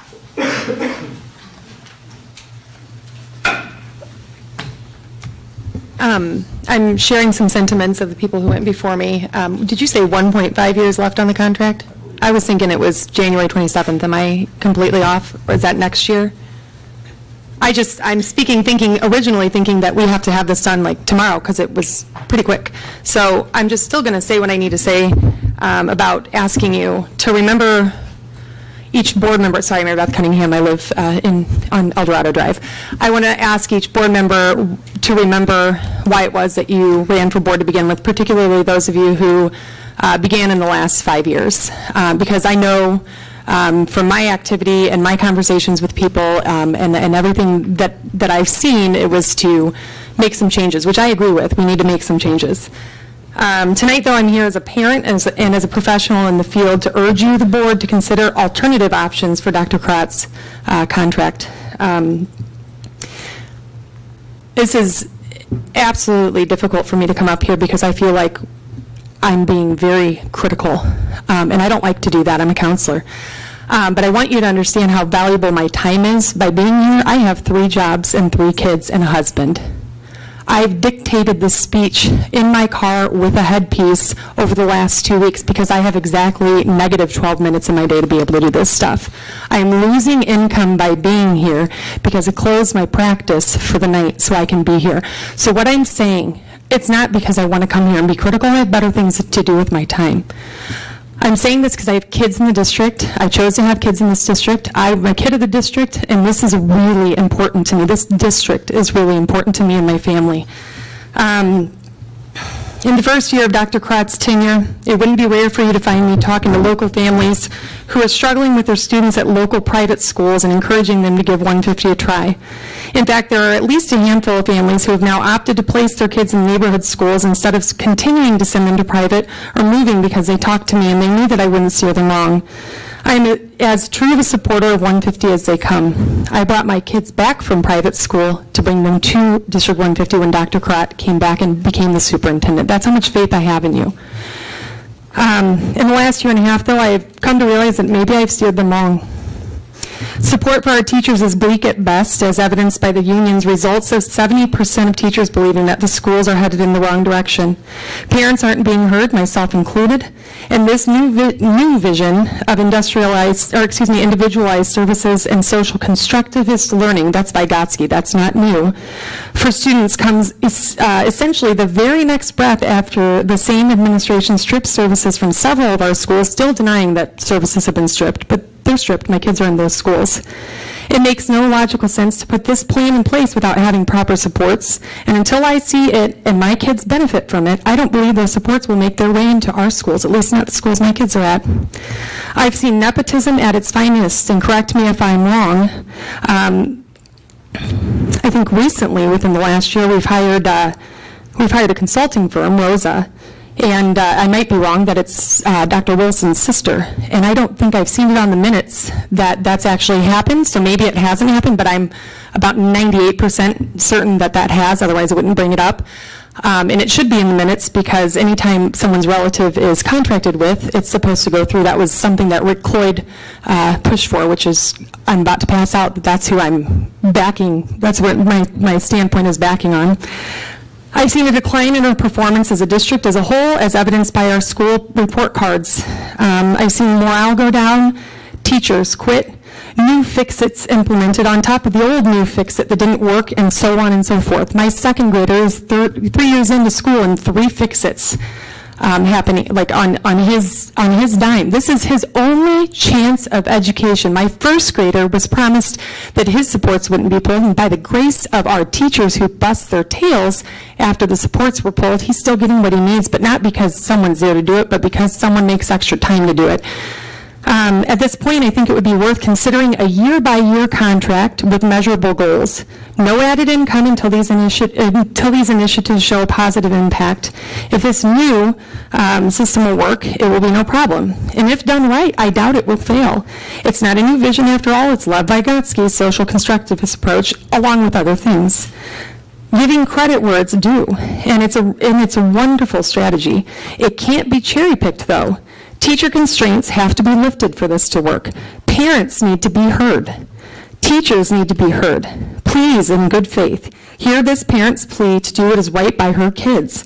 No extended contract beyond a year and no more frills until we have some measurable success.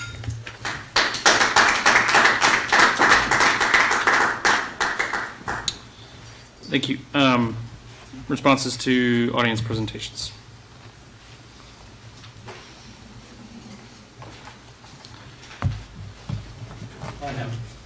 Dr. B. In light of the number of times that Ms. Cruz has been here, and based on the data and interpretation of those data provided by Ms. Cruz as weighed against the responses by Dr. DeMolin-Karat, I would like to request once again that whatever anomalies appear in the grades be systematically, simply deconstructed so that the public can see it and every board member can see it and understand it. In addition to that, I would suggest, since this has not gone away, an additional review of grading policies and practices district-wide to see whether or not any other anomalies exist. In saying this, I want to make it very clear, and I think one of our speakers mentioned it, it makes no sense to blame anybody. I'm looking at this as a problem that needs to be solved. You see it out there, you attack it logically, systematically, using relevant data and critical thinking and logical ideas, and we can deconstruct it, take a look at what's going on, and if necessary, make changes that need to happen. But I don't think we can do any of that until we have a clearer understanding of not just the things brought up by Ms. Cruz, but by practices district-wide. Thank you. Other responses? Mr. Walter? Just a couple. I just want to dovetail on what Dr. Bob had said with Sharon. I would like to have more of a clear explanation from the administration. I'm still finding it baffling that a student can take a, quote, 17 on the last day of their senior year and still graduate. I'm just confused how that happens. So I need an explanation on how that happens. I want to thank Mr. Knapp for bringing up the fact that he and I are old guys and we used to swim at Glen Oak Pool.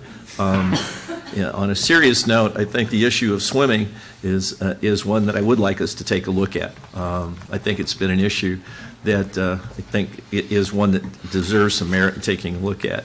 And I thank Kim Thomas, the always entertaining young lady. But I appreciate what she had said about the need for discipline and the need to expand those kind of issues district-wide. I think it addresses an issue I've had a concern with from a long time. And for Mr. Dutros, appreciate you sharing your survey and the union's perspective on where we're at this point in time. And the infamous Mary Beth Cunningham, thank you for sharing what you have. We do listen, and it's not just me. I think everybody on this board does listen. When you folks speak, we do. You'll see that there are a number of people here that take notes. And there have been follow-ups, I know, from other board members that do that. So it was a criticism I had. It was one of the reasons I ran for the school board, is that I believe that previous school boards didn't do that they tried to shut off people from talking and sharing. And I think what's happened is the information that you give us causes us to ask questions, and we appreciate that. And I think what Mr. Adler said, too, you've done this in a very civil manner, and you brought up some very valid points, and it's appreciated from the board. We need to listen. We need to listen as a board. So, okay.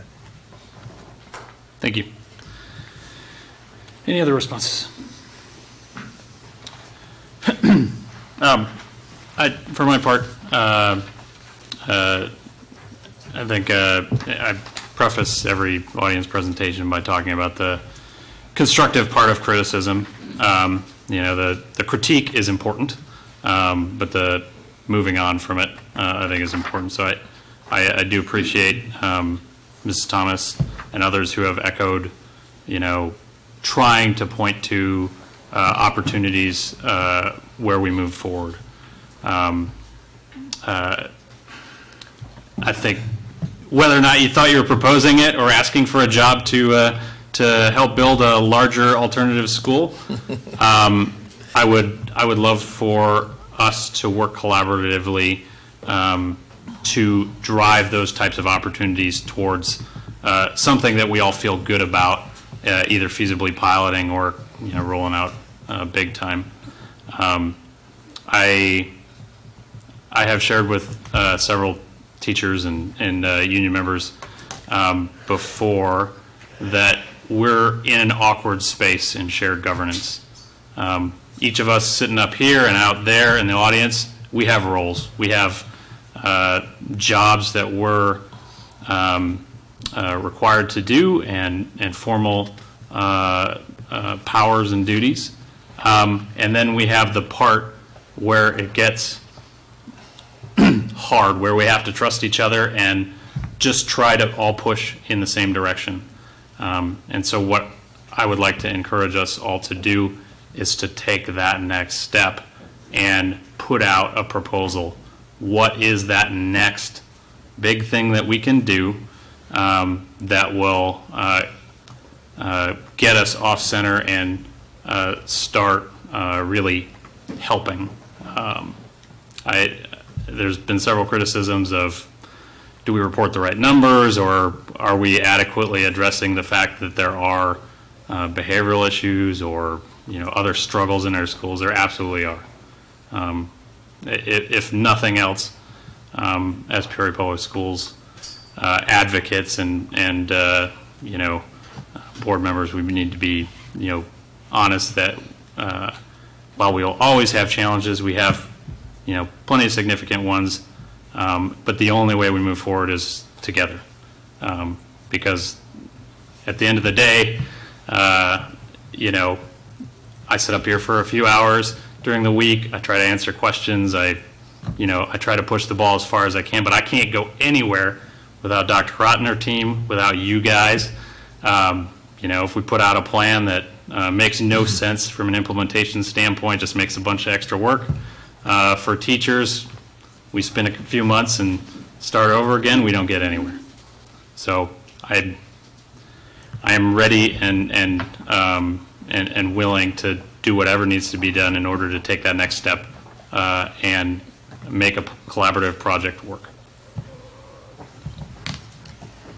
Mrs. Jackson. Thank you, Mr. Adler. One of the reasons that I came on this board, there were two reasons. One we accomplished, but the other one was the issue of discipline. And that's still an issue for me. And we've got to begin to really zero in on that part of this whole thing. Because number one, we have some great programs in this system. We have some outstanding individuals that work for us and do an outstanding job. But we're going to have to do something as a board to really look at how we're going to look at the issue of discipline, because it has an effect on everything else that we do. I think that I get more calls regarding discipline than anything in the system. And I think what we need to do is begin to not only set goals and objectives, but we've got to pave a pathway on what this board needs to do to work and assist as it relates to getting a handle on discipline. And that's not saying that we don't have kids that don't do the right thing. My philosophy has always been that it's probably 1% of the population that is causing the most problems, but it affects 99% of the people around them. If we don't get a hold of that 1% as it relates to how are we going to make sure that we have classrooms that function, teachers that are able to teach, and everybody in the classroom is listening and learning. And I think if we don't get a real handle on that entire issue, all those great programs we talk about may not get the 100% that we want to happen. So it's going to take this board to work together to make some decisions on what can we do to help our professionals deal with this whole issue.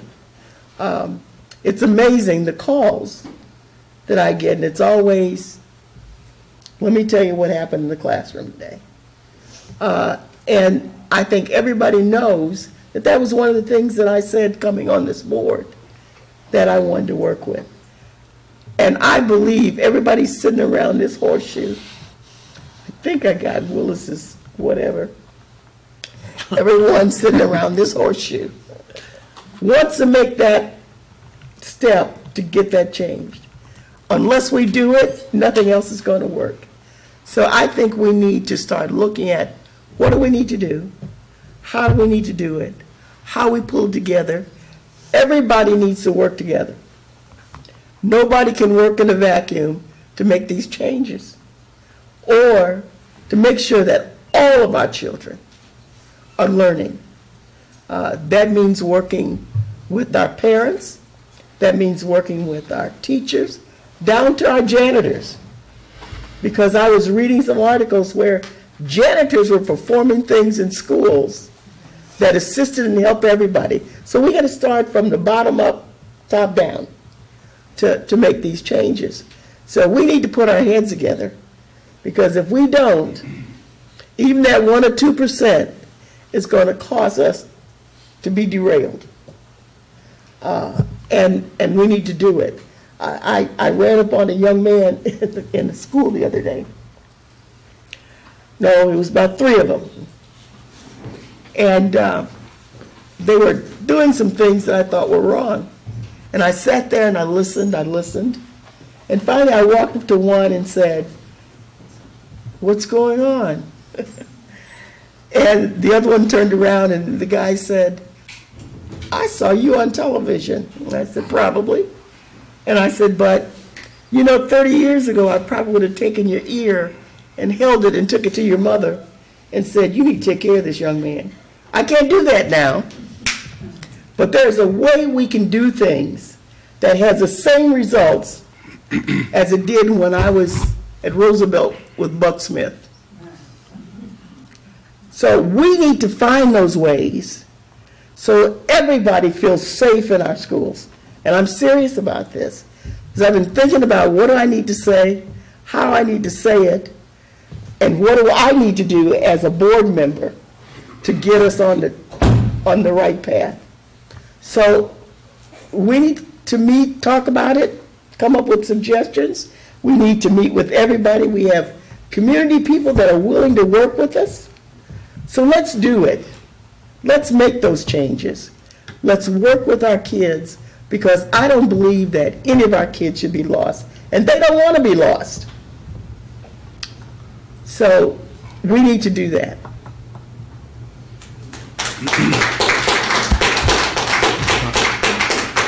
Can I just share something?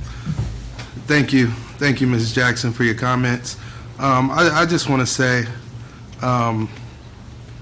I think one suggestion, that could be helpful for board members is to actually go down inside the schools and spend time inside of them. If we start trying to come up with different solutions in regards to discipline and don't understand the children that's inside of our district, don't understand the 1%, and make programs and implementation of different programs that for a population that we don't even understand, and don't go down and see and talk to, conversate with, then it's just going to be a disaster, and it's going to be a continued, what's the phrase you use, Jeff? I can't even think of it, but it's going to be a program that goes to the wayside.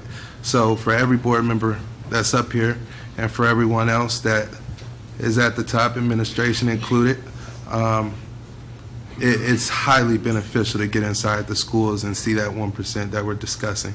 That's the only way we're going to be able to attack it from a systematic standpoint, is by going down to the schools. That's it. Thank you. Any other responses to audience presentations? All right, seeing none, we'll move on to proposed expenditures over $2,500. Any questions for Mr. Willis on the proposed expenditure list? All right, seeing none. Reports of requests under the Freedom of Information Act. Thank you, President Adler. Since our board meeting on December 10th, we received seven new requests. There were also 2 pending requests noted on December 10th. We have received 53 requests for this calendar year at a cost of $300. Thank you. Thank you. All right, next up, the consent agenda. Mr. Shaw. Okay, Mr. Adler, the consent agenda consists of the following. Item number 1, gifts to the school district. This meeting, $1,115, year-to-date, $50,800.09. Item number 2, payment of bills. Item number 3, payment for travel. Item number 4, board travel request as amended. Item number 5, human resources report. Item number 6, field trip approval, WCTC Culinary Student Program, Chicago, Illinois. Item number 7, field trip approval, Manual Academy, Peoria High, Richwoods High to St. Louis, Missouri. Item number 8, cooperative softball agreement with Peoria Heights. Item number 9, memorandum of understanding with the Peoria Federation of Teachers, Local 780, regarding the fiscal year 19 RIF Joint Committee. Item number 10, settlement agreement and release of claims with the Peoria Federation of Support Staff, Cafeteria, Clerical, and Paraprofessional, and related school personnel, the IFT, AFT, AFL-CIO, and Richard Jorling. Item number 11, approval of settlement agreement and release of claims with Helena Davis on behalf of her son, a minor. Item number 12, American Institutes for Research, AIR, contract for district and school level support. Item number 13, culture of caring contract with Pro-E Center.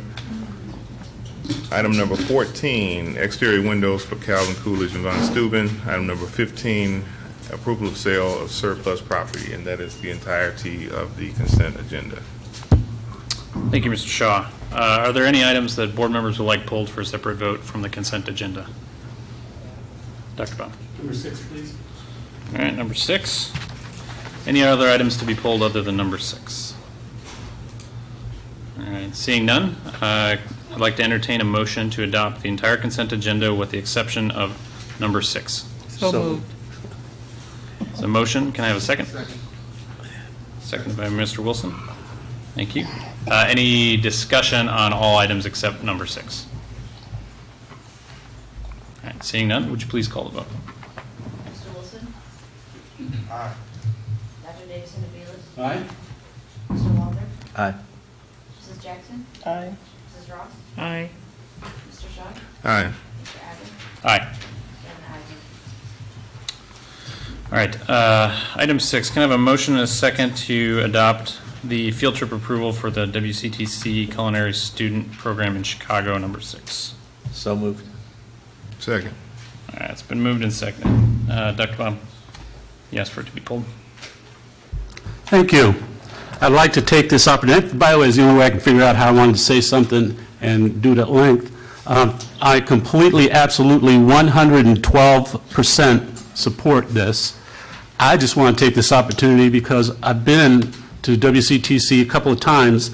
They've been terrific hosts for me when I wear my other hat as a professor, and I have people from outside the state coming to visit from all across the country. And we've been to Woodruff, and every single time they're amazed at what they see going on. And no better example of what's going on over there than the efforts our students are taking to Chicago. I would like to congratulate Chef Jetty, Chef Kevin, Mrs. Collins. I got a sneak preview of what they're going to be up to.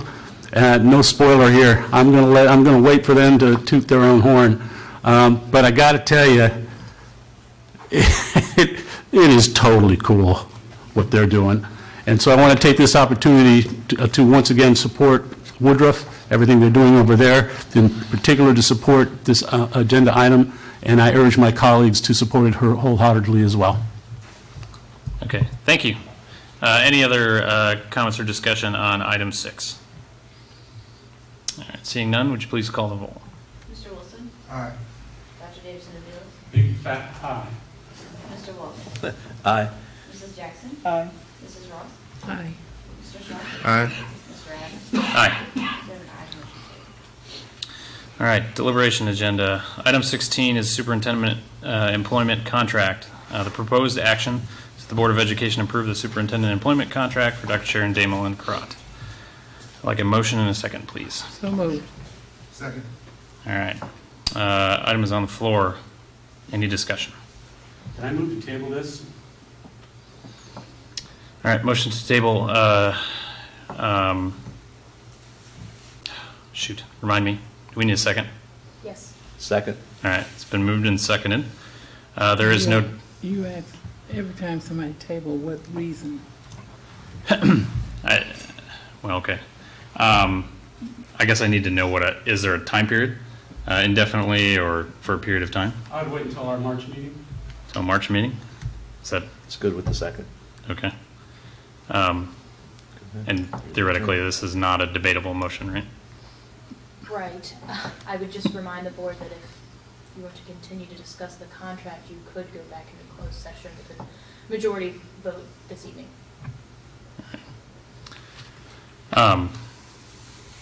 The mover and seconder on table, just till we get into this, is that your,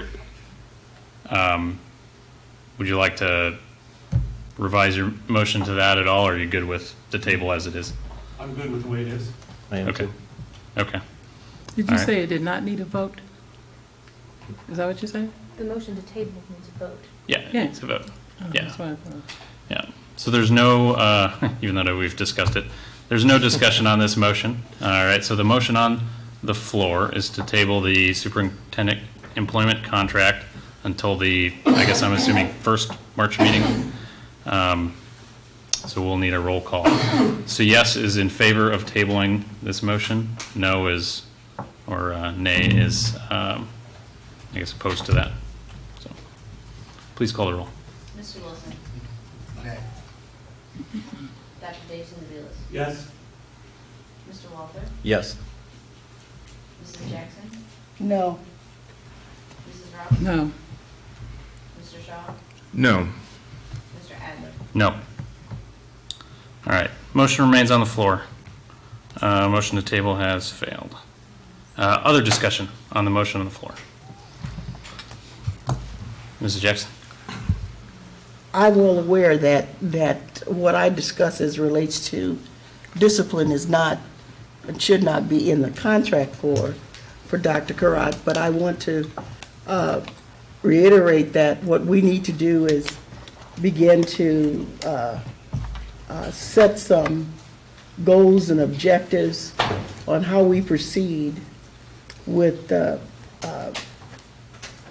whole issue of discipline, and how do we put that in context of what do we need to do as a board as we look at the contract and the goals and objectives on setting some measurable lines onto when things should be done and how we want them done as a board, so that we have some real idea of what we're asking her to do and what we expect from the administration as it relates to discipline. If that makes any sense to. Yes. That makes sense to me, at least. Other discussion. I Mrs. Ross. just have a little history. Discipline has been a problem in this district ever since I've been here, and which is all over the state, which is why the state developed a statute to develop a parent-teacher advisory committee. That committee came up with your current discipline policies that are in place and also the infractions to go with those policies. That committee came up with the idea to lessen problems as far as how kids dress, and we came up with the idea of uniforms and dress codes. Not that they didn't already have some, but it was that committee set up by the state of Illinois to get parents involved, to get teachers involved, to get, it's a board level committee. Mr. Wilson and I are currently chairing that committee again, you know, since lots of years ago. But that committee came up with ideas which, if you do the math and do the research, has lessened the discipline problems in those areas.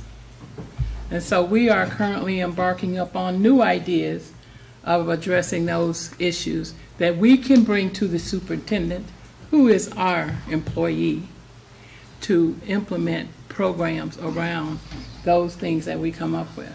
So the board is working, has been working for a very long time on issues that are relating to discipline.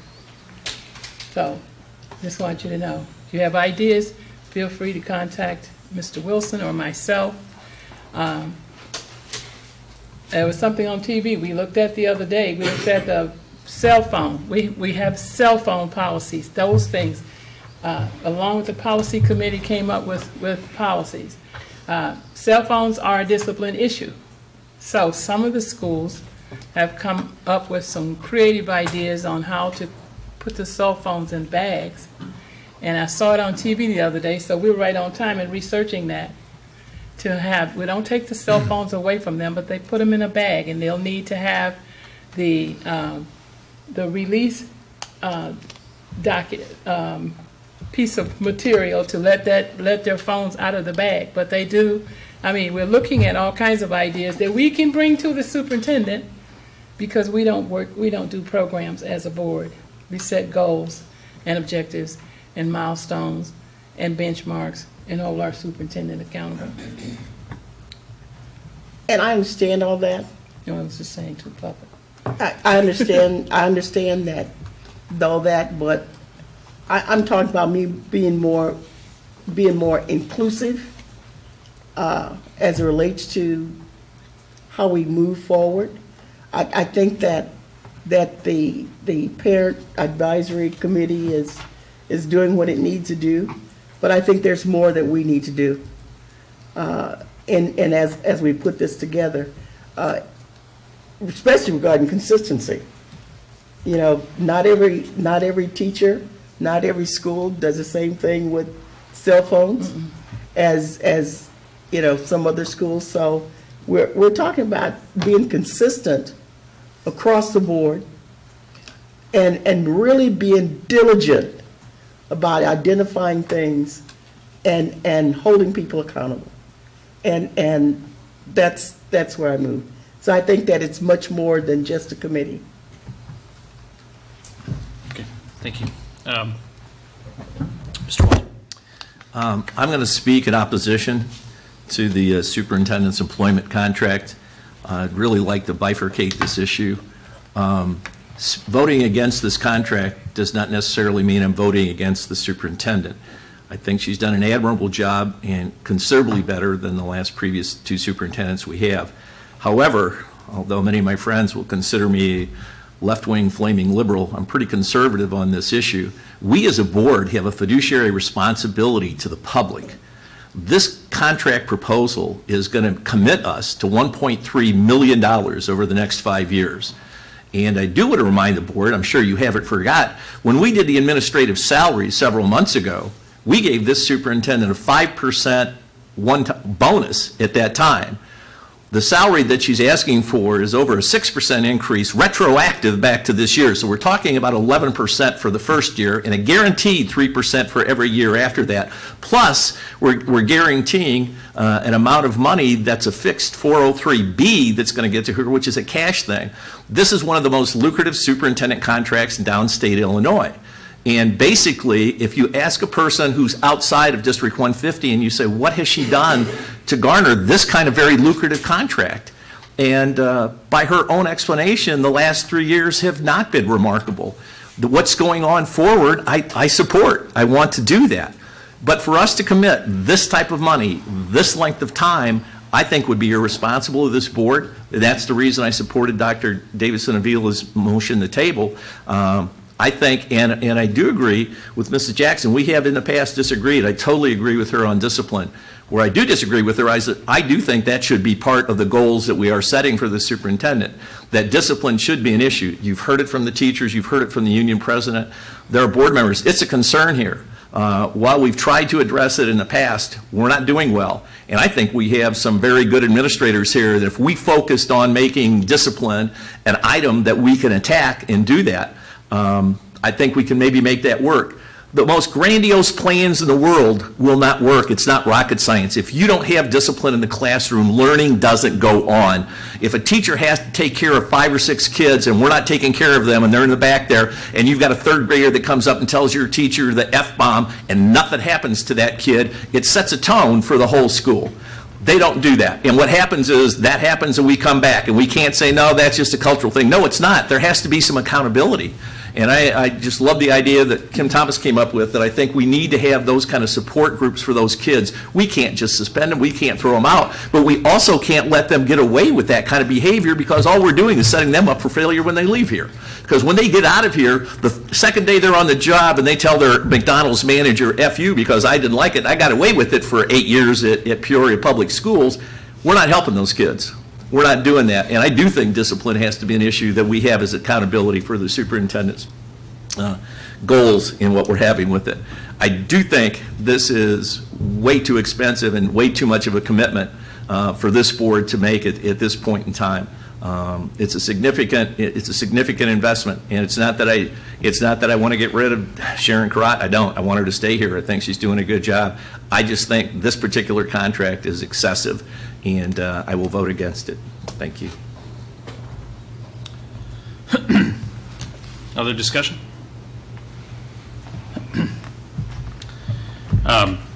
Before we vote, I will speak in support of this contract.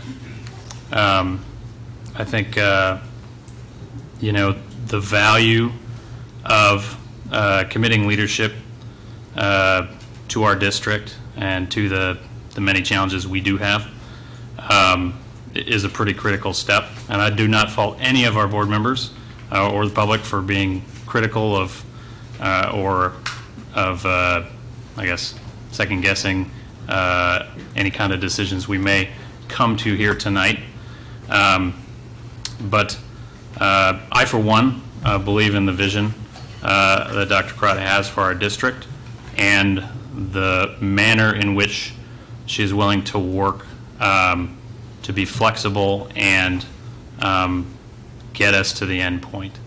I will, I mean, we've talked about several, you know, challenges already tonight.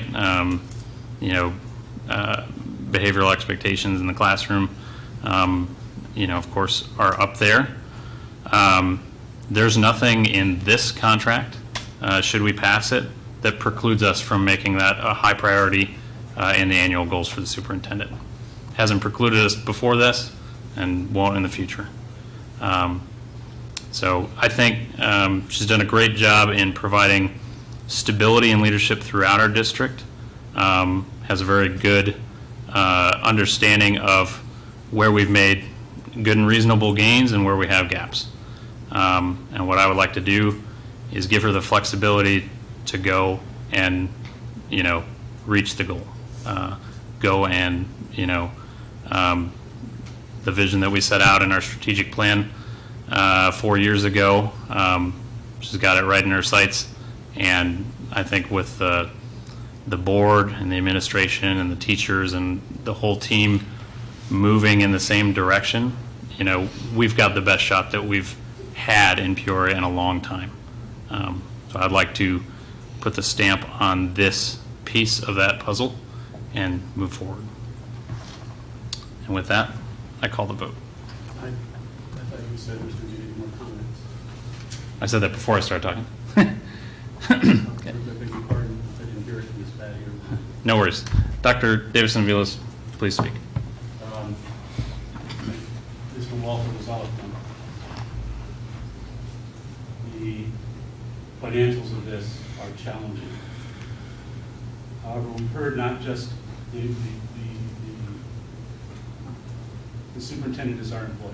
And I've heard you, Mr. Adler, say if there's alternative proposals, we're open to hear them. Well, actually, I don't think the ball is in my court in that regard, or in our court in that regard. And so the emphasis has been on moving forward to something that we can do. I think there is an implication or an assumption that we're not moving forward. I think we are. Just because we disagree doesn't mean we're stopped and we're not moving forward. It just means we disagree. And I think the optics of that need to be made more clearly. That being said, what I can do is ask the superintendent to go back to the drawing board. We faced some challenges over the past 3 years that we were not able to overcome. I think we start there. Rather than look at the next 5 years, which, as with everybody here, I think the initiatives are exciting and creative. But what they have never included, is, to my mind, is a full accountability to where we've come from the last 3 years, which is why it's difficult for me to support this contract in the way that it's written. There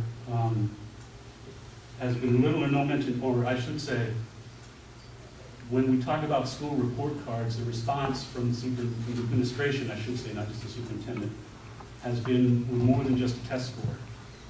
And I get that. My fear is that that pendulum has swung too far to the qualitative side. I'm well versed in quantitative, qualitative methods, interventions, and research. I know that. I also know that a judicious application of the two can give you more information than you might have with a single one or the other.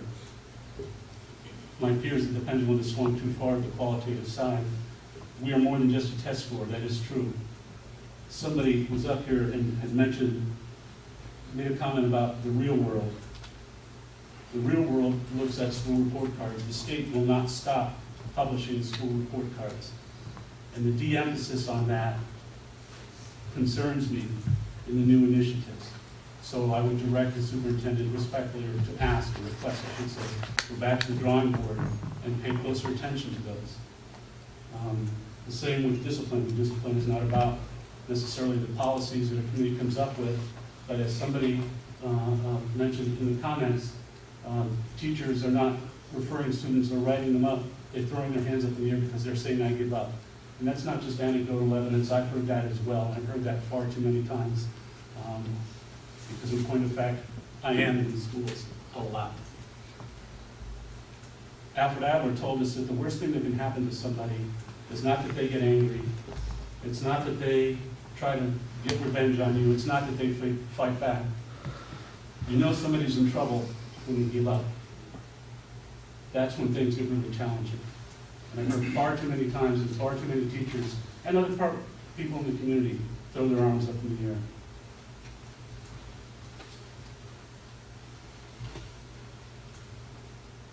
I think one last thing, and that's the optics of this.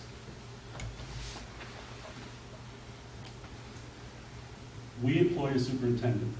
However, we approve the contracts of teachers and we vote on teacher contracts. So we're very much involved in their well-being. I don't think anybody would argue that. When we can get to the next teacher contract and give them an 11% increase in their first year, give them 5 years of 3% minimum or better if the lift happens.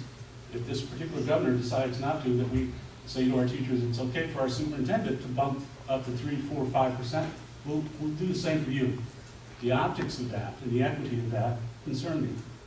Now that's separate and aside from the very, very important and applicable academic, personal, social, and career outcomes that we've had to live with in the past 3 years and that we have to look forward to with a superintendent who's probably one of the most brightest and creative people I've ever met. Which is why I'm in full confidence that if I respectfully say, hey, let's go back to the drawing board, we're going to come back with something better than what we got, both in terms of initiative and in terms of contract. Thank you. Mr. Shaw. So I support the contract, but I do want to distinguish between the employment contract and the annual goals. The annual goals are within our purview as a board, and that is where we need to, in my opinion, agree upon metrics. And we need buy-in from the teachers, from the union, on those metrics and the frequency and how those metrics are reported. So I see, at least in my opinion, I see discrepancies within those metrics or the reliability of those metrics between the board, superintendent, and the teachers. So what I would like to do is bring us together so that we can agree on those metrics, frequency of those metrics and how they're reported, and make sure that they're reliable and trusted. And I think that is a function of this board. Any other discussion? Seeing none, would you please call the roll? Mr. Wilson? Aye. Dr. Davidson-Reelitz? No. Mr. Walker? Nope. Mrs. Jackson? Aye. Mrs. Ross? Aye. Mr. Shaw? Aye. Mr. Adler?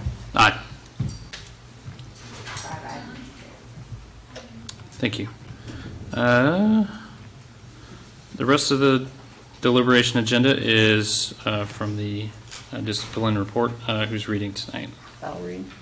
All right, Mrs. Jackson, take it away. Request for return to, 17? 17, 18, 19, yes. Oh, okay. Oh, okay. request to return to homeschool. Proposed action that the request to return to homeschool listed on the report dated January 14, 2019, be approved as presented. I heard a motion. Is there a second? Second. Second. Thank you. All right. Would you please call the roll? Mr. Wilson? Aye. Dr. Davidson-Reelitz? Aye. Mr. Walker? Aye. Mrs. Jackson? Aye. Mrs. Ross? Aye. Mr. Shaw? Aye. Mr. Adler? Aye. 7 ayes. Expulsion, proposed action that the expulsion listed on the report dated January 14, 2019 be approved as presented. Second. Mr. Wilson? Aye. Dr. Davidson-Reelitz? Aye. Mr. Walker? Aye. Mrs. Jackson? Aye. Mrs. Ross? Aye. Mr. Shaw? Aye. Mr. Adler? Aye. 7 ayes. Expulsion with the expulsion to be held in abeyance. Proposed action, the expulsion with the expulsion held in abeyance listed on the report dated January 14, 2019 be approved as presented. Second. Mr. Wilson? Aye. Dr. Davidson-Reelitz? Aye. Mr. Walker? Aye. Mrs. Jackson? Aye. Mrs. Ross?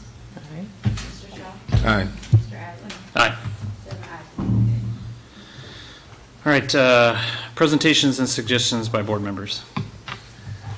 I just have a question. Sure. I think you're heading up, Mr. Adler. When is the decision going to be made on the starting times?